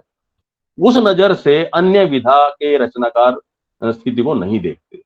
एक तो व्यंग्य की ये खास बात है। दूसरी बात है नजरिया, आप किस नजरिए से देखते हैं घटना को, स्थिति को। वो नजरिया क्या सामाजिक सरोकारों से परिपूर्ण है, क्या वो आम आदमी के पक्ष में है, क्या वो शोषित के पक्ष में है, क्या वो पीड़ित के पक्ष में है, या सत्ता के पक्ष में है, व्यवस्था के पक्ष में, जिससे आपको लाभ मिल सकता है उसके पक्ष में। हम देखते हैं व्यंग्यकार, बड़े से बड़े व्यंग्यकार को मैंने देखा है, मतलब मैं अपने अग्रजों की बात नहीं कर रहा हूं, पूर्वजों की बात नहीं कर रहा हूं, लेकिन अपने साथ के व्यंग्यकारों में मैंने देखा है कि वो कभी भी कुछ भी कर सकते हैं, वो कहीं पर भी बह सकते हैं। दिन में वो विरोध करते हैं सत्ता का और शाम को सत्ता के चरणों में लौट सकते हैं। ये व्यंग्यकार का काम नहीं। व्यंग्यकार का एक स्टैंड होता है, वो हमेशा उस पर कायम रहता है, और वो सारे प्रलोभन, सारे लाभ सब ठुकरा देता है अपने इस स्टैंड के लिए, अपने इस उद्देश्य के लिए। और एक तीसरा और है, दृष्टि का तीसरा एक अर्थ और भी होता है, जिसे हम दर्शन कहते हैं, विजन कहते हैं। हम ये सिर्फ इतना ही नहीं है कि हम व्यंग्य को, मतलब घटना को, किसी स्थिति को किसी एक खास नजर से देखते हैं। हमारे पास एक नजरिया भी है देखने का, एक वैचारिक नजरिया है, बल्कि विजन भी है। हम क्या कहना चाहते हैं, हम क्या देना चाहते हैं, हम समस्या का क्या समाधान प्रस्तुत करना चाहते हैं। केवल कई रचनाओं पर यह आरोप लगता है, बड़ी से बड़ी रचनाओं पर यह आरोप लगता है व्यंग्य की, कि उसमें सिर्फ मखौल उड़ा दिया गया है, उसमें कुछ दिशा नहीं मिलती, उसमें कुछ बताया नहीं जाता कि साहब क्या होना चाहिए। आप देखें, मैं नाम नहीं लूंगा, नहीं तो विवाद हो जाएगा, और कभी किसी चर्चा में अलग से नाम भी ले दिया जाए, कोई ऐसी बात नहीं, जब विस्तार से विश्लेषण होगा। लेकिन आप देखें कि बहुत रचनाओं पर ये आरोप लगता है कि इसमें सब सब हंसी उड़ा दी गई है, इसमें मखौल उड़ा दिया गया है, केवल इसमें क्या करें, मतलब मिलता नहीं। तो लेकिन व्यंग्य का जो लक्ष्य है, जो हमारे पूर्वजों ने अपनी रचनाओं के माध्यम से व्यक्त किया है, उनकी रचनाओं में मिलता है, वो है विजन। क्या होना चाहिए, क्या मतलब हमारा दर्शन, हम ये देना चाहते हैं, हम ये बताना चाहते हैं, हम ये कहना चाहते हैं। तो मैं समझता हूं कि अगर हम इस दृष्टि से व्यंग्य लिखेंगे, देखिए व्यंग्य जो है लिखने के लिए नहीं देखा जाता। मैं ऐसा मानता हूं कि व्यंग्यकार ही व्यंग्य विधा को नहीं चुनता है, बल्कि व्यंग्य विधा भी लेखक को चुनती है कि किसे लिखना है, और उसके उसका मान रखना चाहिए। ये जब ये कहा जाता है कि साहब व्यंग्य दो धाराएं हैं, मैं इस बात को नहीं मानता। व्यंग्य व्यंग्य है, छोटा हो या बड़ा, छोटा बड़ा भी नहीं कह सकते। व्यंग्य पूर्ण होता है, वो उसका कलेवर जितना भी हो, व्यंग्य व्यंग्य ही होता है। और हम ये नहीं कह सकते कि साहब अखबारों का पाठक अलग है, अखबार में वो व्यंग्य का उद्देश्य नहीं देखता पाठक, अखबार में वो उसका कोई और महत्वपूर्ण कोई शैली, कला आदि नहीं देखता। मैं ये नहीं मानता। मैं ये समझता हूं, हमें ये समझना चाहिए कि पाठक किसी व्यंग्य के नाम पर दी गई रचना को पढ़कर व्यंग्य के बारे में कोई धारणा बनाएगा। अगर वो अच्छी नहीं है तो व्यंग्य के बारे में उसकी धारणा खराब हो जाएगी, और अच्छी रचनाओं को भी फिर वो उसी नजर से देखेगा, पढ़ेगा नहीं। इसलिए हमारा ये दायित्व है कि हम चाहे छोटा लिखें चाहे बड़ा लिखें। मैं भाषिक दृष्टि से मजबूरी के तौर पे कह रहा हूँ छोटा बड़ा, अदरवाइज मैं नहीं मानता कि कोई रचना कोई छोटी होती है या बड़ी होती है। रचना पूर्ण होती है व्यंग्य के संदर्भ में खासतौर से। तो हम चाहे अखबार में लिखें, चाहे पत्रिका में लिखें, चाहे पुस्तक में लिखें, हमें अपना सर्वोत्तम देना चाहिए, उसे व्यंग्य लगना चाहिए। व्यंग्य कहने भर से कोई रचना व्यंग्य नहीं हो जाती। व्यंग्य शब्द में भी व्यंग्य नहीं है, ये ध्यान रखिए। जब हम कहते हैं कि व्यंग्य, तो इसमें कोई व्यंग्य नहीं है।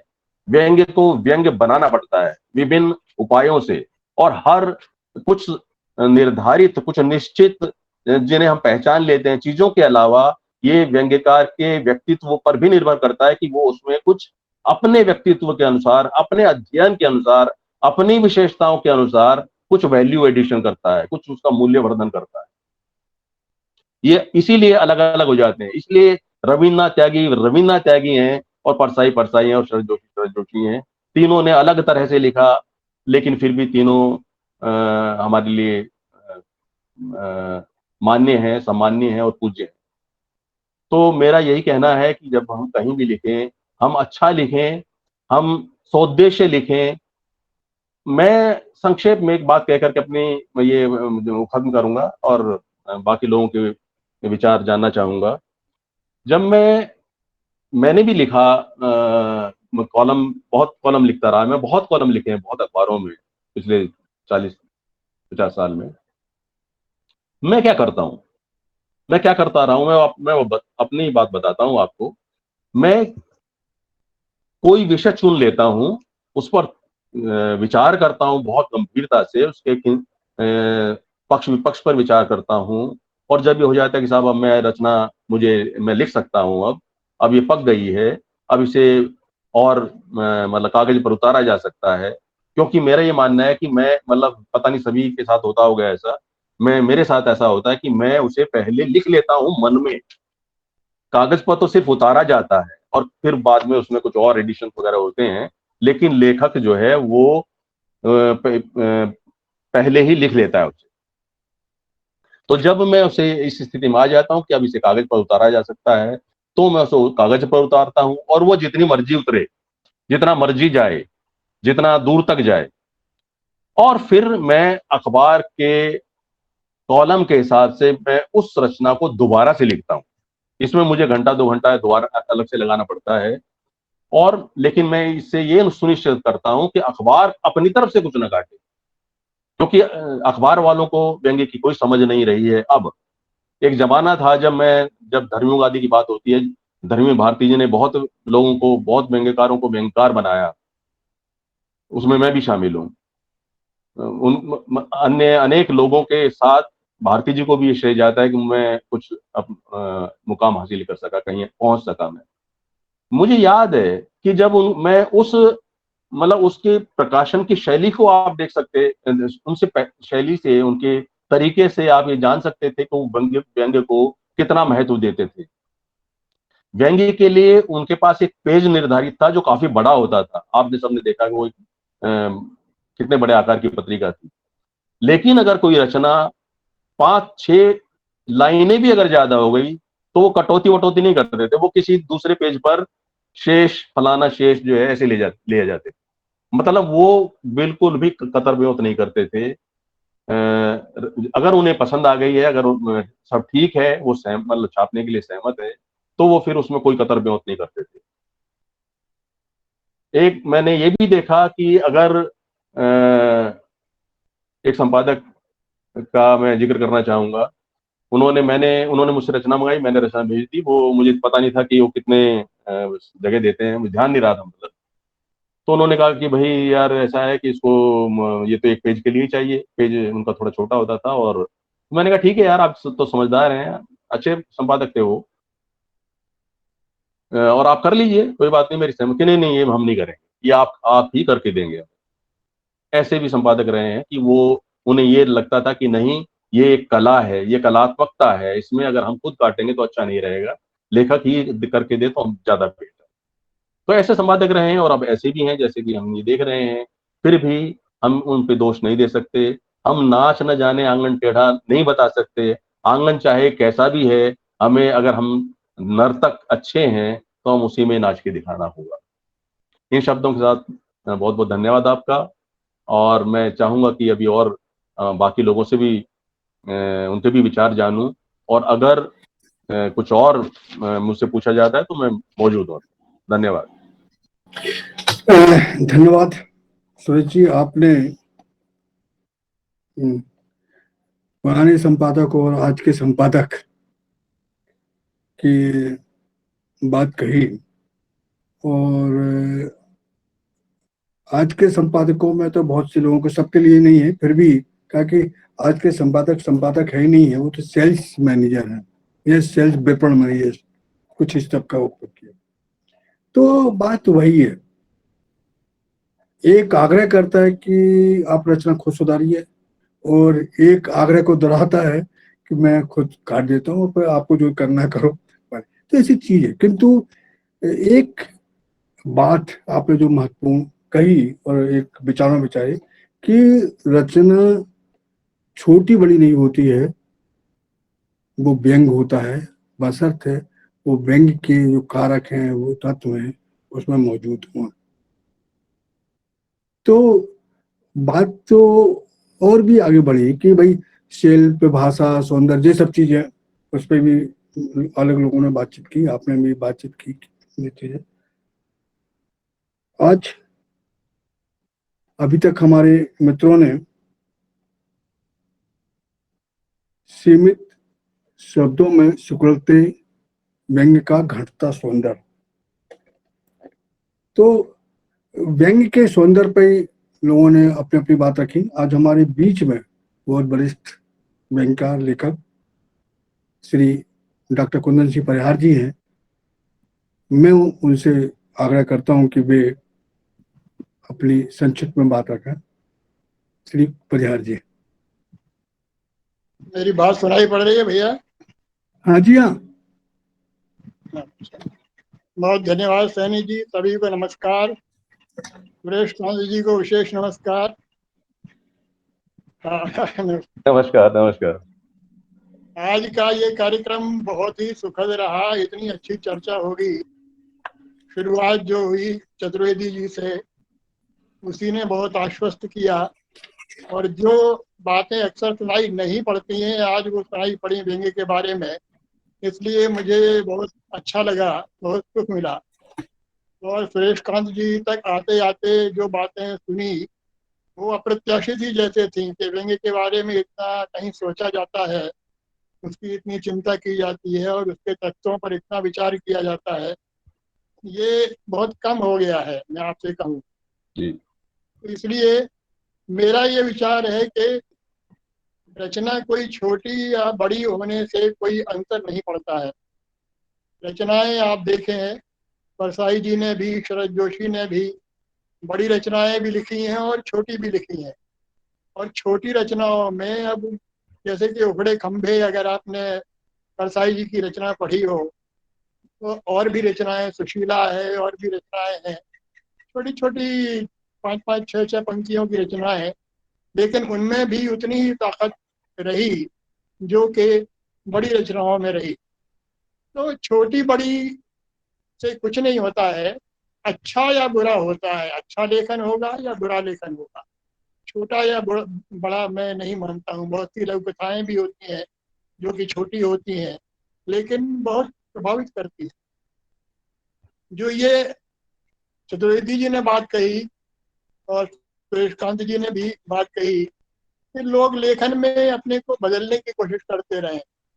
जैसी रहे बयार पीठ तुम कैसी दीजिए, जैसी हवा बहे वैसी उसी तरफ को पीठ कर दीजिए। तो ये नजरिया लेखक का होना नहीं चाहिए। फिर जो लोग ऐसा करते हैं कि संपादक की रुचि के अनुसार, अखबार की पॉलिसी के अनुसार हम अपना लेखन करेंगे, तो वो लेखन रहेगा नहीं, वो काल में धुल जाएगा सारा लेखन। आपने देखा होगा कि आज हम 2-4 लेखकों को व्यंग्य में बार बार पकड़ते हैं, बार बार उन्हीं का नाम लेते हैं, जबकि उनके काल के बहुत से और भी थे जिनका नाम हम बार बार भूल जाते हैं। तो क्या कारण है? कारण यही है कि जो प्रासंगिक लिखेगा, अच्छा लिखेगा, जो जरूरत है समय की। सुरेश कांत जी ने बहुत बहुत अच्छी बात कही है कि लेखक का नजरिया इंपॉर्टेंट होता है, लेखक का विजन इंपॉर्टेंट होता है। ये सारी चीजें अगर नहीं है, कोई नजरिया ही आपका नहीं है, तो फिर पॉलिटिशियन में और आप में क्या अंतर है? जो रोज पाला बदलते हैं, जो रोज दल बदलते हैं, उनमें और आप में तो कुछ अंतर होना चाहिए। आज के दिन आप प्रसिद्ध होकर या चर्चा में आकर क्या करेंगे? समय तो आपको नहीं छोड़ेगा। बहुत अच्छा। समय तो देखेगा कि आपने कुछ अच्छा लिखा या नहीं लिखा। आप रोज 10 जगह छपते हो, 10 अखबारों में छपते हो, तो उससे कुछ नहीं होने वाला है। जब समय की चलनी लगेगी, तब जो आपने लिखा है, जैसा आपने लिखा है, उसका मूल्यांकन होगा। आपकी फ्रीक्वेंसी ये नहीं देखी जाएगी कि आप रोज छपते थे और रोज कॉलम लिखते थे, तो क्या लिखते थे। सब आप भी जानते हैं कि 25 में ऐसे कॉलम निकलते हैं जिनकी पहली लाइन पढ़ते ही हम उठा के एक तरफ रख देते हैं, क्योंकि वही चीजें होती हैं जो हम रोज कहीं अखबार में पढ़ लेते हैं या टीवी में देख लेते हैं, वही चीजें आप लिख देते हैं। उनमें कुछ नया आपका, वही जो बात सुरेश कांत जी ने कही कि ना आपका नजरिया दिखाई पड़ रहा है, ना आपका विजन दिखाई पड़ रहा है, आप कहाँ खड़े हैं ये समझ में नहीं आ रहा है, किसके पक्ष में खड़े हैं ये समझ में नहीं आ रहा है, तो फिर आपको पढ़ के हम क्या करें। तो इसलिए हम विचार जरूर इन चीजों पर करेंगे, लेकिन मूल बात यह है कि समय के प्रवाह में टिकेंगे वही जो समय के हिसाब से लिख रहे हैं, अच्छा लिख रहे हैं, सही आदमी के पक्ष में लिख रहे हैं, सही बातें लिख रहे हैं, वही रहेंगे। आज कौन छप रहा है, कौन छप नहीं छप रहा है, इसका कोई बहुत महत्व नहीं है। मैं उदाहरण आपको दूं, मैंने भी 20-25 साल तक कहीं नहीं भेजा प्रकाशित होने के लिए। मैं धर्मयुग के जमाने से, सुरेश कांत जी को पता होगा जी कि धर्मयुग और साप्ताहिक हिंदुस्तान के जमाने का लेखक हूँ। तो अभी मैंने सोचा चलो भाई हम भी 2-4 अखबारों को भेज दें 20-25 साल बाद। एक को स्वीकार हो गया, एक जगह जब वो छप के आया तो देखा कि वो आधी रचना उनके नाम हो गई, संपादक जी के नाम, और मेरा आधा वो गायब हो गया, मेरे सेंटेंसेस ही बदल दिए, सारे कुछ हो गए। बड़ा शॉक्ड हुआ मैं। संपादक जी को मैंने लिखा, मैंने कहा भैया ये क्या कर दिया तुमने, आप तो मेरी 1/3 उम्र के होंगे शायद आप मुझसे, लेकिन आपने समझ लिया कि मैं तो अभी नौसिखिया हूँ या बच्चा हूँ, 50 साल से यही कर रहा हूँ मैं। तब फिर उनने लिखा कि अरे नहीं नहीं, वो अगर आपको बुरा लगा हो तो फिर आगे हम ख्याल रखेंगे, ये वही, इस तरह की चीजें। उसके बाद मैंने नहीं भेजा। तो इस तरह की चीजें हैं संपादन में। संपादन के आप व्यंग्यकार को देखना चाहिए कि जिस संपादक को हम रचना दे रहे हैं उसका नजरिया क्या है, उसका विजन क्या है, वो क्या सोचता है, आपसे मेल खाता है कि नहीं खाता है। आप व्यर्थ में अगर वहां भेजेंगे या परिवर्तन करेंगे तो फिर उससे कोई लाभ नहीं है। और जैसा कि मैंने कहा कि छपना हमारा ध्येय नहीं होता है।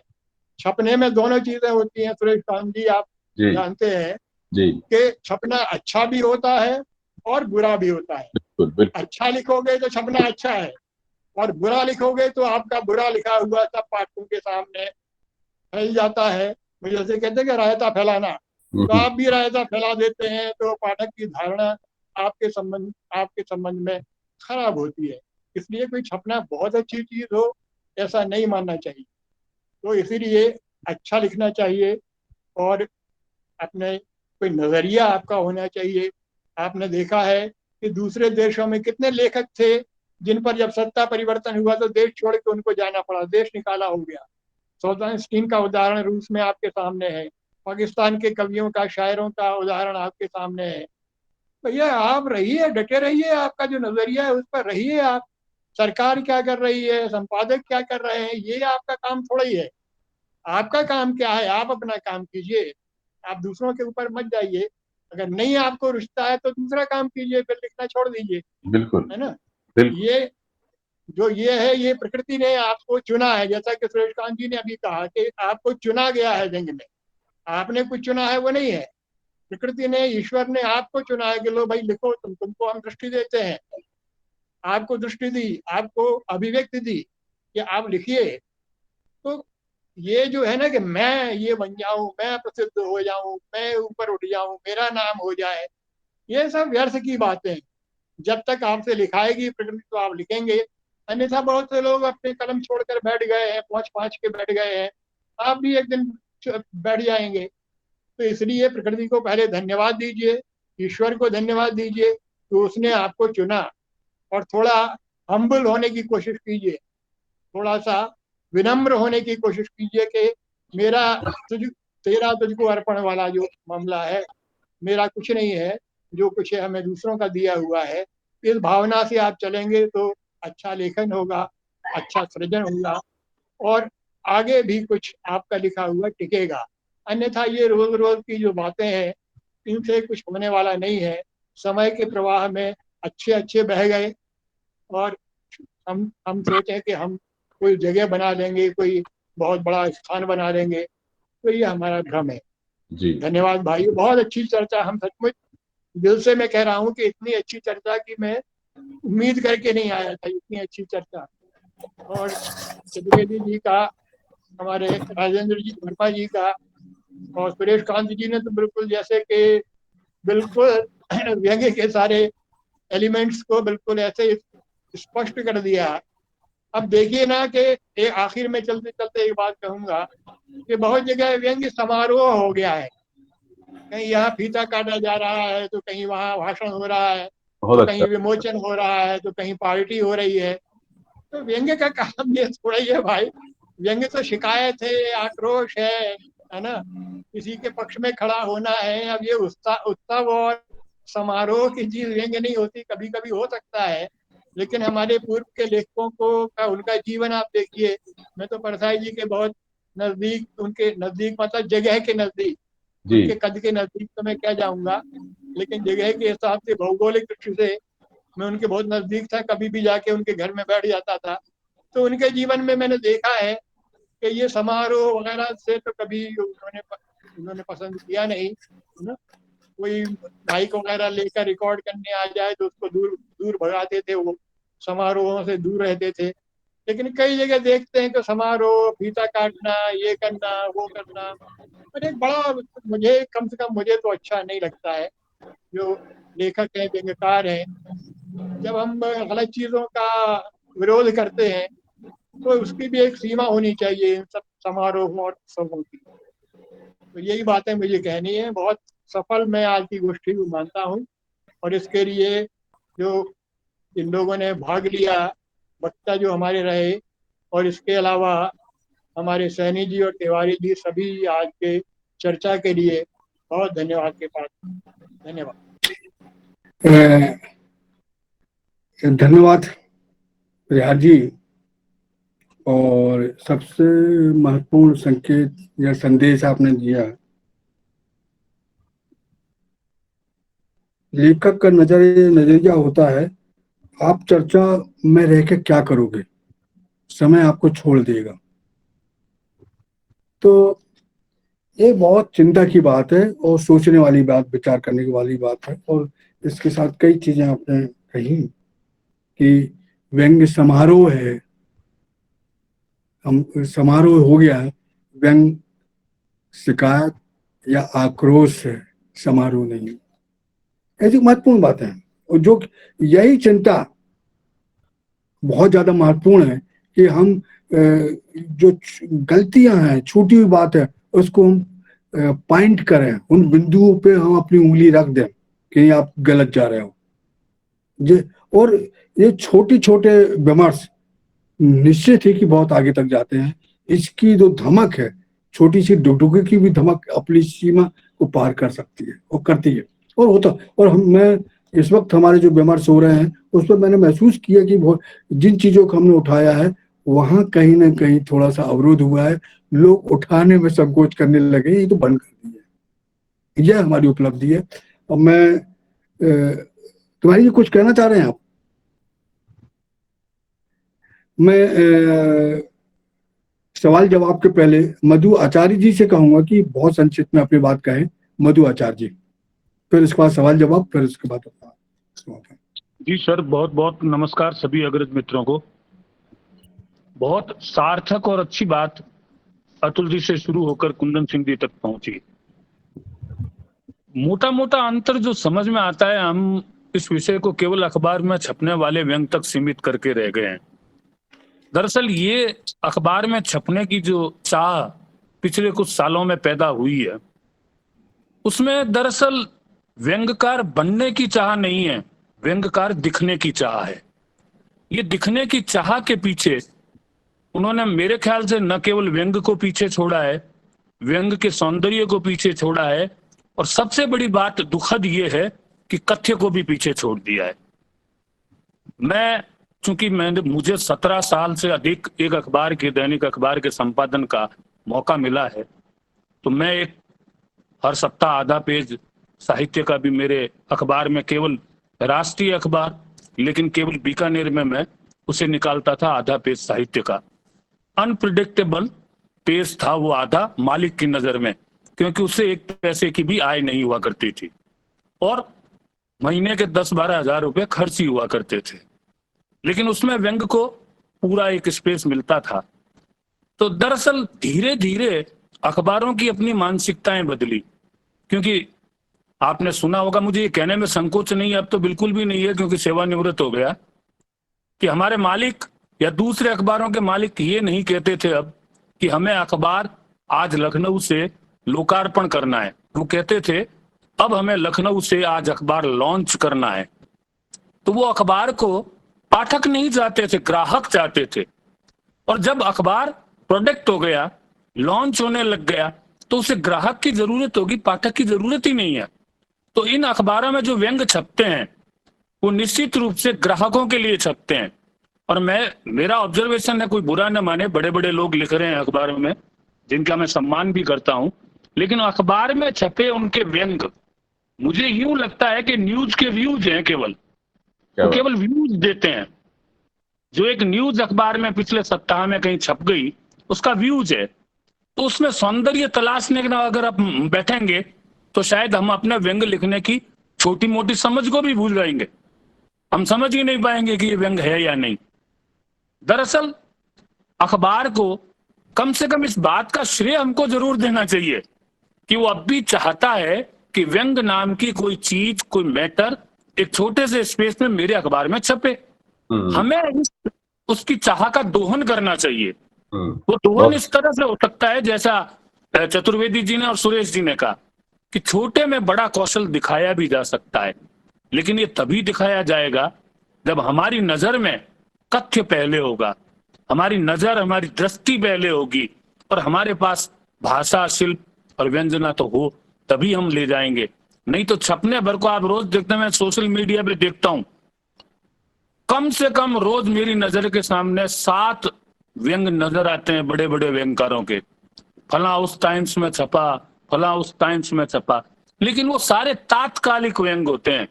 जो मैंने कहा कि मेरी नजर में वो न्यूज के व्यूज हैं। मित्रों, व्यंग जैसा कहा सुरेश जी ने कहा, कुंदन जी ने कहा कि आपको चुना है व्यंग लिखने के लिए। भाई साहब, कोई किसी को पीले चावल नहीं देता कि आप व्यंग लिखिए। आपको किसी ने दिए नहीं, आप खुद इस क्षेत्र में आए हो। तो अगर इस क्षेत्र में आए हो तो कम से कम अपनी नजर को तो साफ रखो, दिखने की कोशिश मत करो, बनने की कोशिश करो। मैं वो सारी बातें रिपीट नहीं करना चाहता कि व्यंग किसके साथ खड़ा होता है, व्यंग का दायित्व क्या है। राजेंद्र वर्मा जी ने बहुत अच्छी बात कही थी कि अगर भाषा, शिल्प और उसके बाद व्यंजना, ये कौशल अगर व्यंगकार के पास है तो शब्द उसकी सीमा को बांध नहीं सकते। बहुत अच्छा। जैसे मैं कई बार मैं देखता हूं, एक छोटी सी कविता मुझे बचपन में किसी कवि की सुनी हुई याद है कि उसने कुछ नहीं कहा था, और व्यंग की बहुत बड़ी कविता थी कि कैसे कैसे लोग कैसे कैसे हो गए, और कैसे कैसे लोग कैसे कैसे हो गए। मुझे तो उसमें बहुत बड़ा व्यंग लगा। उसमें 12 शब्द नहीं है।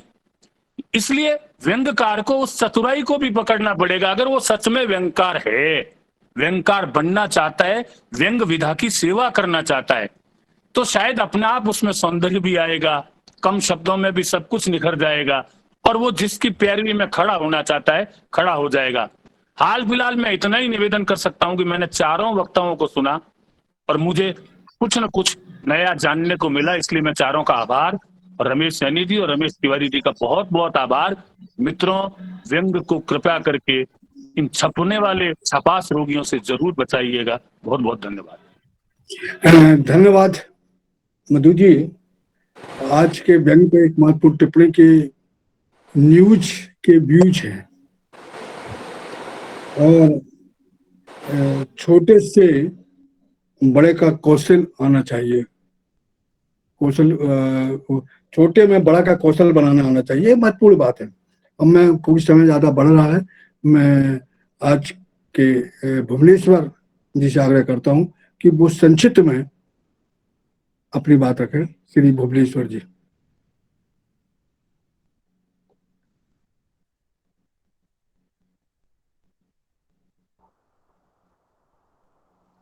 धन्यवाद सैनी जी। नमस्कार भाई साहब, प्रणाम। नमस्कार नमस्कार नमस्कार। आज काफी समय के बाद गोष्ठी में आया हूँ, सुनकर बहुत अच्छा लगा। व्यंग से काफी समय से दूर रहा हूँ क्योंकि परिस्थितियां ऐसी बन गई थी, लेकिन आज आया तो बहुत अच्छा लगा। जो पुराने जो विचार प्रक्रिया थी व्यंग पर, वो पुनः एकदम से जागृत हो गई। तो अभी आप सबको सुनते सुनते कुछ दिमाग में आया है, तो मैं वही बोल रहा हूँ। व्यंग का सौंदर्य, ये सौंदर्य पर चर्चा काफी सुनी है। और सब लोग सौंदर्य की बात करते हैं। तो अभी एक बात दिमाग में आई है कि व्यंग का सौंदर्य वास्तव में कैसा होता है। मैं दो छोटी छोटी बातों से अपनी बात रखूंगा कि एक पहलवान अखाड़े में खड़ा हुआ है, मेहनत कर रहा है, उसके शरीर से मिट्टी वगैरह सब लगी हुई है। आप ये मान लीजिए कि वो व्यंग है। एक अखाड़े में खड़ा हुआ मिट्टी से सना हुआ पहलवान व्यंग है। हम्म और पूरी बात मैं इसी के माध्यम से कहूंगा हम्म कि वो पहलवान खड़ा हुआ है, वो अपनी धुन में अपना काम कर रहा है। तो कुछ सजी समरी वहां से स्त्रियां गुजरी, तो उन्होंने देखा कि ये आदमी मिट्टी में सना हुआ है, ये अच्छा नहीं लग रहा है, अगर इसे सजा संवार दें तो ये बहुत सुंदर दिखेगा। तो सबने एक दूसरे का मुंह देखा और अपने अपने पर्सों में झांका। तो किसी के पास लिपस्टिक थी तो किसी ने लिपस्टिक लगा दी, किसी के पास चुन्नी थी तो उड़ा दी, किसी के पास कुछ था, यानी उन्होंने अपने स्तर से उसे सजा दिया। और फिर दूर जाके उसे देख रही है कि अब ये कैसा लग रहा है। तो आज का जो वर्तमान में जो व्यंग दिख रहा है, उसका सौंदर्य उस पहलवान जैसा ही है कि सबने उसे, उन स्त्रियों ने सजा दिया। तो व्यंग का जो सौंदर्य शास्त्र है वो इसी तरह से कुछ एक अजीब सा, व्यंग के साथ सौंदर्य शब्द ही अजीब लगता है। जैसे उस पहलवान को जब सबने सजा दिया, लेकिन वास्तविक चीज है कि वो जो पहलवान है, ये किसी ने नहीं सोचा कि उस पहलवान के शरीर पे मिट्टी लगी है वही उसका सौंदर्य है। जो मिट्टी लगी है, जिसे लग रहा है कि जो संभ्रांत है और वो सब सजे समरे हैं, उन्हें तो वही दिखेगा कि सौंदर्य क्या है। औरतें देखेंगी तो लिपस्टिक और वो चीज दिखाई देगी सौंदर्य में। अगर कोई मार्केट वाला बंदा देखेगा तो उसे फॉर्मल ड्रेस और टाई वाई ये सब चीजें दिखाई देंगी। लेकिन जो वास्तविकता है वो वास्तविकता वही मिट्टी है जो अखाड़े से उस पर लगी है। और अगर इसका दूसरा उदाहरण ये लें कि अगर अपन हथियारों की बात करें, अगर ये मान लें कि व्यंग एक हथियार है, एक बंदूक है, तो या कोई बॉक्सिंग का ग्लव्स है या कुछ ऐसा है जिससे मारधाड़ अपन कर सकते हैं, अगर उसे अपन फूल पत्तियों से सजा दें। आपने किसी भी बंदूक पर ये नहीं देखा होगा कि उसे फूल पत्तियों से सजाया गया हो या उस पर तरह तरह के कलर किए गए हो। अपन ये मान के चलते हैं ये जितनी रफली होगी, उसका जो उपयोग होगा और ये सब चीजें होगी वो उतनी ही ज्यादा होगी। तो व्यंग जैसा उसका मूल स्वरूप है, जो भाई साहब ने कहा है कि ये उद्देश्य परक है, ये चीजें है, तो उसका उद्देश्य यही है कि उसका असर होना चाहिए। अगर मैं व्यंग कहूं तो वो सामने वाला तिलमिला जाए। कहीं भी जहां आप खड़े हो, जरूरी नहीं है कि आप व्यंग अखबार पे ही पढ़े। अगर आप कहीं खड़े हो, आपने व्यंग किया, तो सामने वाला जब तक नहीं तिलमिलाएगा, आपका व्यंग कुछ कोई किसी मतलब का नहीं है। तो ये आज जो कल जो व्यंग दिख रहा है वो फूल पत्तियों से सजा हुआ है, ये मान रहा है कि यही उसका सौंदर्य है। और जबकि व्यंग का सौंदर्य तो वही मिट्टी है। मुझे परसाई की एक बात याद आती है। उन्होंने रामानुज लाल श्रीवास्तव जो ऊंट नाम से लिखते थे, उन पर एक संग्रह निकला था। तो उसमें उनने भूमिका लिखी थी, उसमें परसाई जी की भूमिका है। तो उन्होंने बहुत अच्छी बात लिखी थी कि व्यंग्यकारों के साथ जो ट्रेजेडी है और जो उनका सकारात्मक पक्ष है वो यही है कि उनकी छवि महत्वपूर्ण हो जाती है। अगर एक व्यंग्यकार अपनी छवि बनाने में असफल रहता है तो ये मान लीजिए कि वो कुछ नहीं है।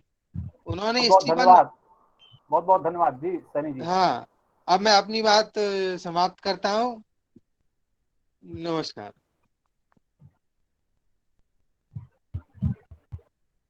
सनी जी आपका माइक बंद है। धन्यवाद भुवनेश्वर जी, थोड़ा हमको समय ज्यादा हो रहा है, हमको एक दो वक्ता को और आमंत्रित करना है। मैं बहुत सम्मान के साथ रामस्वरूप दीक्षित जी को आमंत्रित करता हूं कि वे अपनी बात 2-3 मिनट में पूरी करें। श्री रामस्वरूप दीक्षित जी। जी, सभी को बहुत बहुत नमस्कार।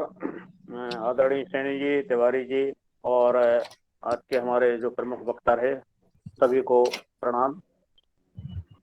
मुझे लगता है कि आज का जो विषय है कि उसमें ये हमने कहने या जानने की कोशिश की है कि कलेवर के हिसाब से कि रचना का कलेवर उसका सौंदर्य निर्धारित करता है। मुझे नहीं लगता कि ये कोई उस तरह की बात है कि कलेवर रचना का सौंदर्य तय करता है या उसकी गुणवत्ता तय करता है। व्यंग्य साहित्य की विधा ही है। साहित्य में कहानी भी एक विधा है, कविता भी एक विधा है, उपन्यास हैं, नाटक हैं। हम देखते हैं कि कोई कहानी बहुत लंबी होती है और अपने कथ्य की दृष्टि से, भाषा की दृष्टि से, अपने उद्देश्य की दृष्टि से परिपूर्ण होती है, और एक दूसरी कहानी होती है जो उसके एक कहानी की तुलना में आधे कलेवर में होती है, चौथाई कलेवर में होते हुए भी पूरी तरह से कहानी होती है।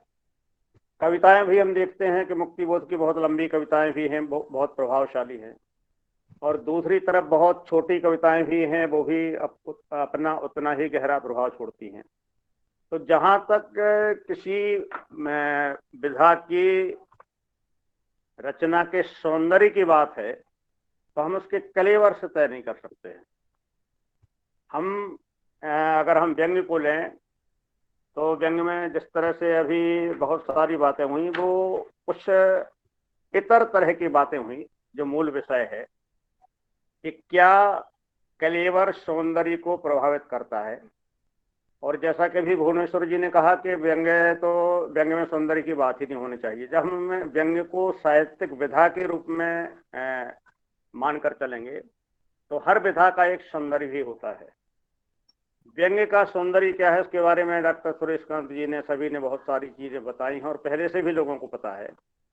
तो व्यंग्य का सौंदर्य तो चाहे वो लंबी रचना में हो, कथ्य ही होगा, आपकी भाषा होगी, आपकी दृष्टि होगी, आप जिस विसंगति पर या जिस बात से आप असहमत हैं, जो बात हमारे समाज को, हमारी राजनीति को, हमारे धर्म को और हमारे मनुष्य के जीवन को गलत दिशा में ले जा रही है, उसके बारे में जब आप प्रहार करते हैं तो आपका प्रहार जिस भाषा में आप करते हैं, जो आपका कथ्य है, जो आप कहना चाहते हैं, ये आपकी हर लेखक की अपनी अपनी कला है कि वो कितने शब्दों में, कितनी बारीकी से, कितनी तीक्ष्णता के साथ अपनी बात कह पाता है।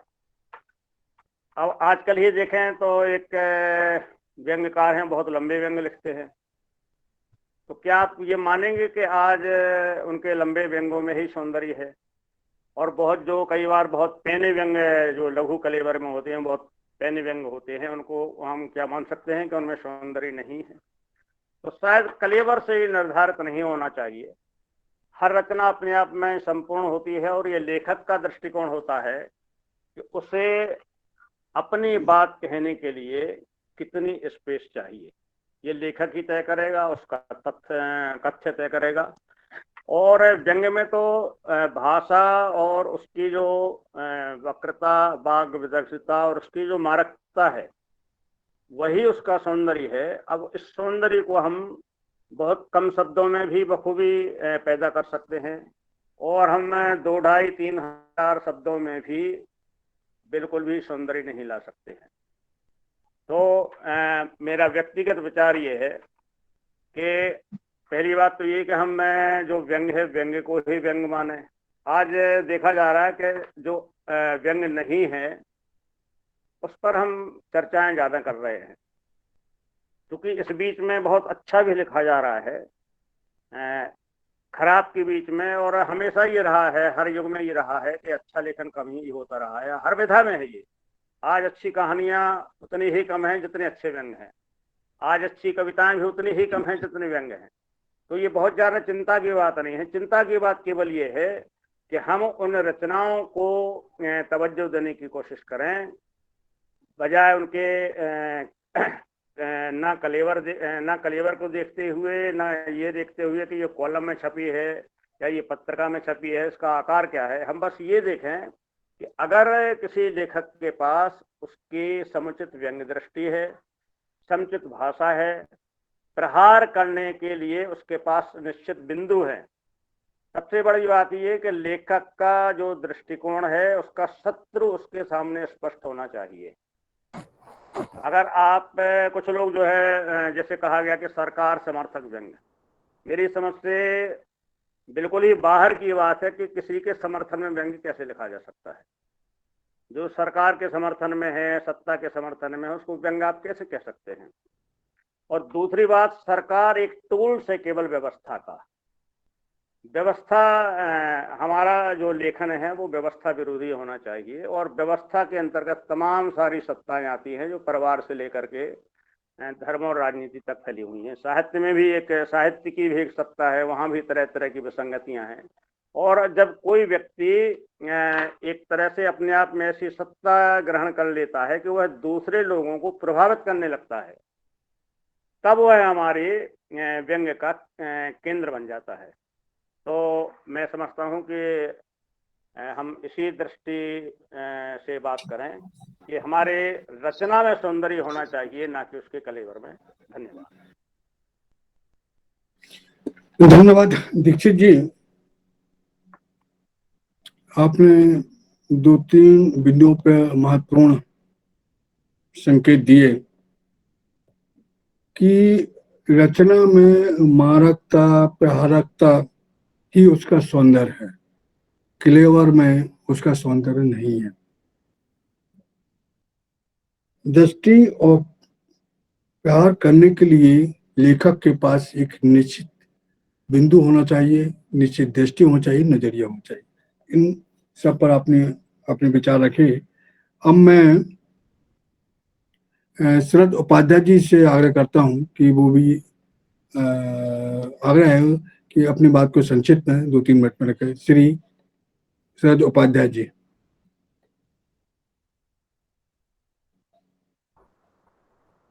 शरद जी अगर सुन पा रहे हैं तो आप अपनी बात रखें संक्षेप में 2-3 मिनट में। शायद वो सुन नहीं पा रहे हैं, तो ठीक है। फिर जो 2-3 प्रश्न इसमें हैं, सैनी जी अगर आप अनुमति दें तो मैं हाँ, जी उसको मैं संबंधित वक्ताओं से पूछ के फिर इसको पूरा करते हैं हम लोग, या जी जैसा फिर मैं आपको दे दूंगा, फिर आप जैसा करेंगे। जी नहीं, आप सवाल पे बात करें। जी।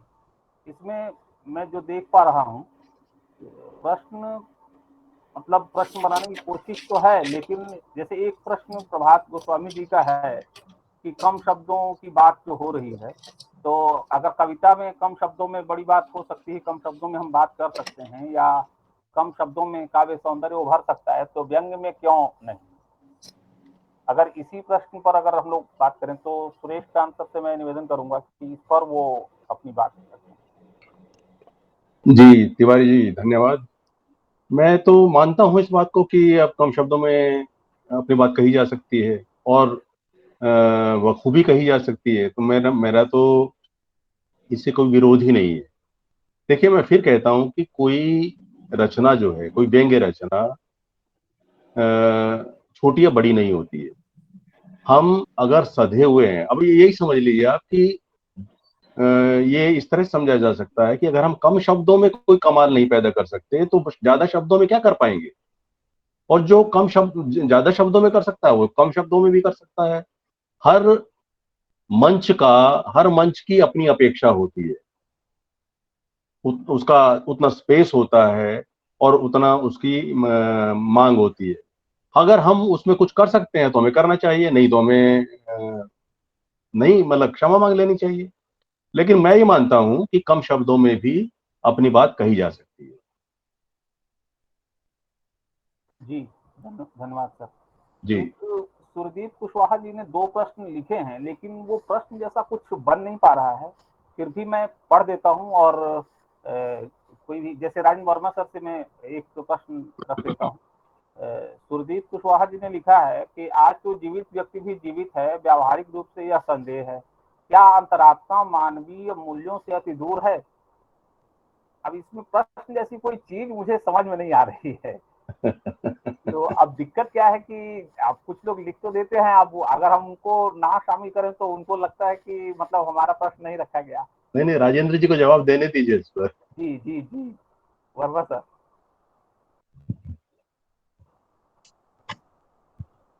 मैं प्रश्न फिर से सुनना चाहूंगा एक बार। जी जी, प्रश्न सुरदीप कुशवाहा जी का है कि आज तो जीवित व्यक्ति भी जीवित है, व्यावहारिक रूप से यह संदेह है, क्या अंतरात्मा मानवीय मूल्यों से अति दूर है?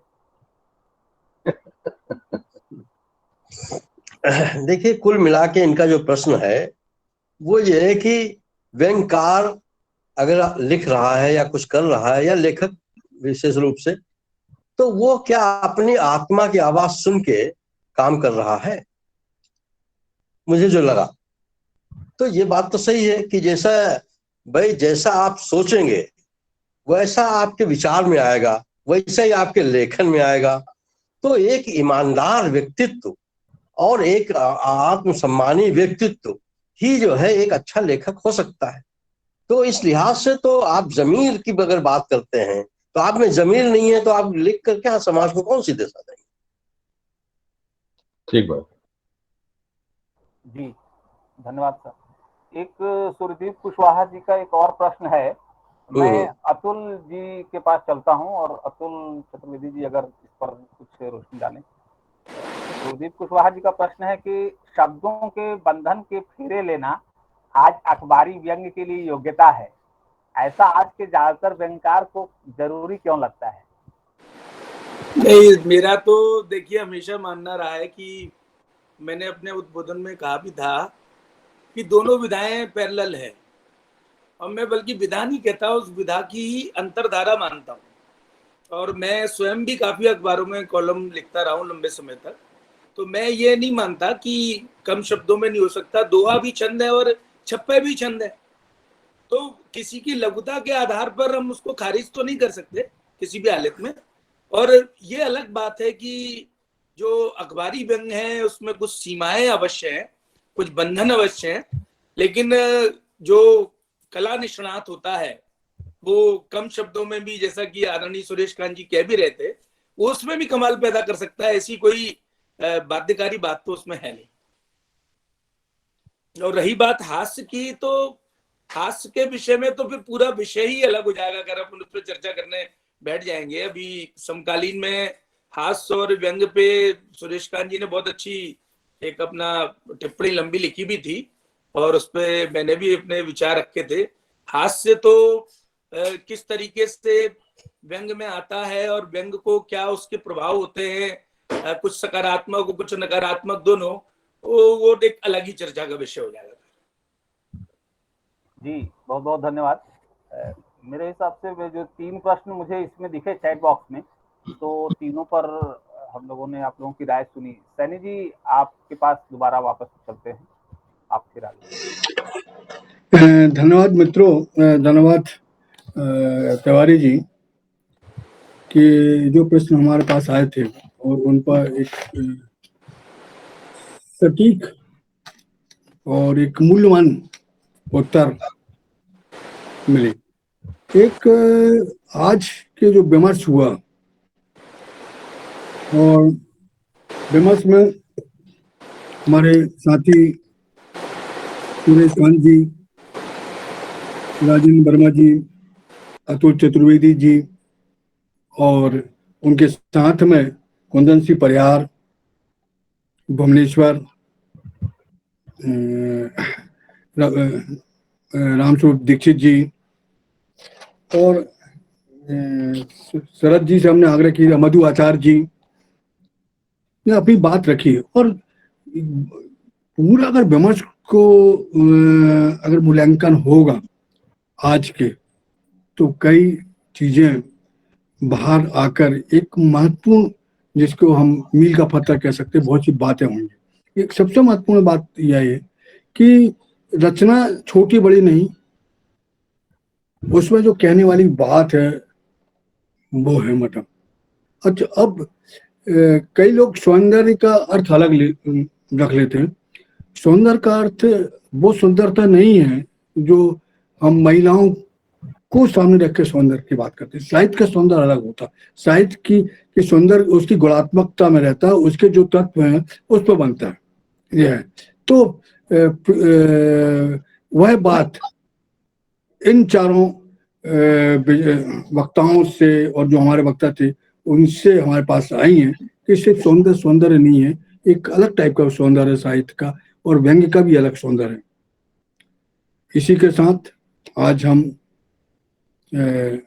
इस विमर्श के अंतिम चरण में मैं हमारे साथी श्री राजशेखर चौबे जी से आग्रह करता हूं कि हमारे अतिथियों, हमारे वक्ताओं, हमारे साथियों, एक बात और है, आज हमारी गोष्ठी में सरोजनी प्रीतम जी आई हैं, मैं उनका स्वागत करता हूं हैं, और अनेक मित्र आए हैं, मतलब बड़ी खुशी हुई। सरोजनी प्रीतम, हमने भी उनको एक बार बुलाया था, सरोजनी प्रीतम जी, सूरबाला जी और एक और थे, और उन्होंने बहुत सुखद ढंग से, बहुत आराम से हमें स्वीकृति दी थी। तो हम हृदय से स्वागत करते हैं और अपेक्षा करेंगे कि हमें उनके सहयोग भविष्य में मिलते रहे, सभी मित्रों का। और इसी के साथ मैं राजशेखर चौबे जी से आग्रह करता हूँ कि वो हमारे मित्रों का, हमारे अतिथियों का, वक्ताओं का आभार प्रदर्शन करें। श्री राजशेखर चौबे जी। धन्यवाद सैनी जी। आज के हमारे वक्ता डॉक्टर रातुल चतुर्वेदी, डॉक्टर सुरेश कांत, राजेंद्र वर्मा जी, कुंदन सिंह परिहार जी, आप सभी का आभार। और साथ ही जो भी साथी यहाँ जुड़े रहे उनमें मैं सभी का नाम लेना चाहूँगा, उन सभी का भी आभार। और परिहार जी ने जैसा बताया कि आज की चर्चा सबसे सार्थक रही और सफल गोष्ठी रही, मैं उनसे पूरी तरह सहमत हूँ। और आज की चर्चा से हमें काफी कुछ सीखने का अवसर मिला और कई तरह की बातें, नई बातें पता लगी, जिससे हम अपने आप को समृद्ध कर सके। इस सब के लिए मैं आप सभी वक्ताओं का आभार व्यक्त करता हूँ। साथ ही आज के हमारे जो साथी जुड़े थे हम इस कार्यक्रम में, उनका भी मैं आभार व्यक्त करता हूँ। अनूप शुक्ल जी, सुरदीप कुशवाहा जी, अरुण अर्णव खरे जी, शशिकांत सिंह शशि जी, सरोजनी प्रीतम जी, भुवनेश्वर उपाध्याय जी, मुकेश राठौर जी, अभिजीत दुबे जी, अलका अग्रवाल जी, बुलाकी शर्मा जी, किशोर अग्रवाल जी, प्रभाशंकर उपाध्याय जी, रामस्वरूप दीक्षित जी, रेणु देवपुरा जी, शरद उपाध्याय जी, सुनील जैन राही, और इसके अलावा जो भी साथी जुड़े रहे उन सभी का आभार। साथ ही आज के कार्यक्रम का कुशल संचालन करने वाले रमेश सैनी जी, और बीच में उन्होंने जो अपनी बातें रखी उसके लिए भी उनका भी आभार। और इस कार्यक्रम के कुशल संयोजन के लिए डॉक्टर रमेश तिवारी जी का आभार। साथ ही सभी साथियों का आभार कि मुझे आज बोलने का आपने मौका दिया। धन्यवाद। बहुत बहुत धन्यवाद। सैनी जी, आपका माइक बंद है। सभी को नमस्कार साहब। धन्यवाद। धन्यवाद चौबे जी। और मैं पुनः अपने साथियों का जो हमें हमेशा बिना शर्त सहयोग करते हैं, और तो मैं हृदय से आभार व्यक्त करता हूँ और आज की गोष्ठी को औपचारिक रूप से समाप्ति की घोषणा करता हूँ।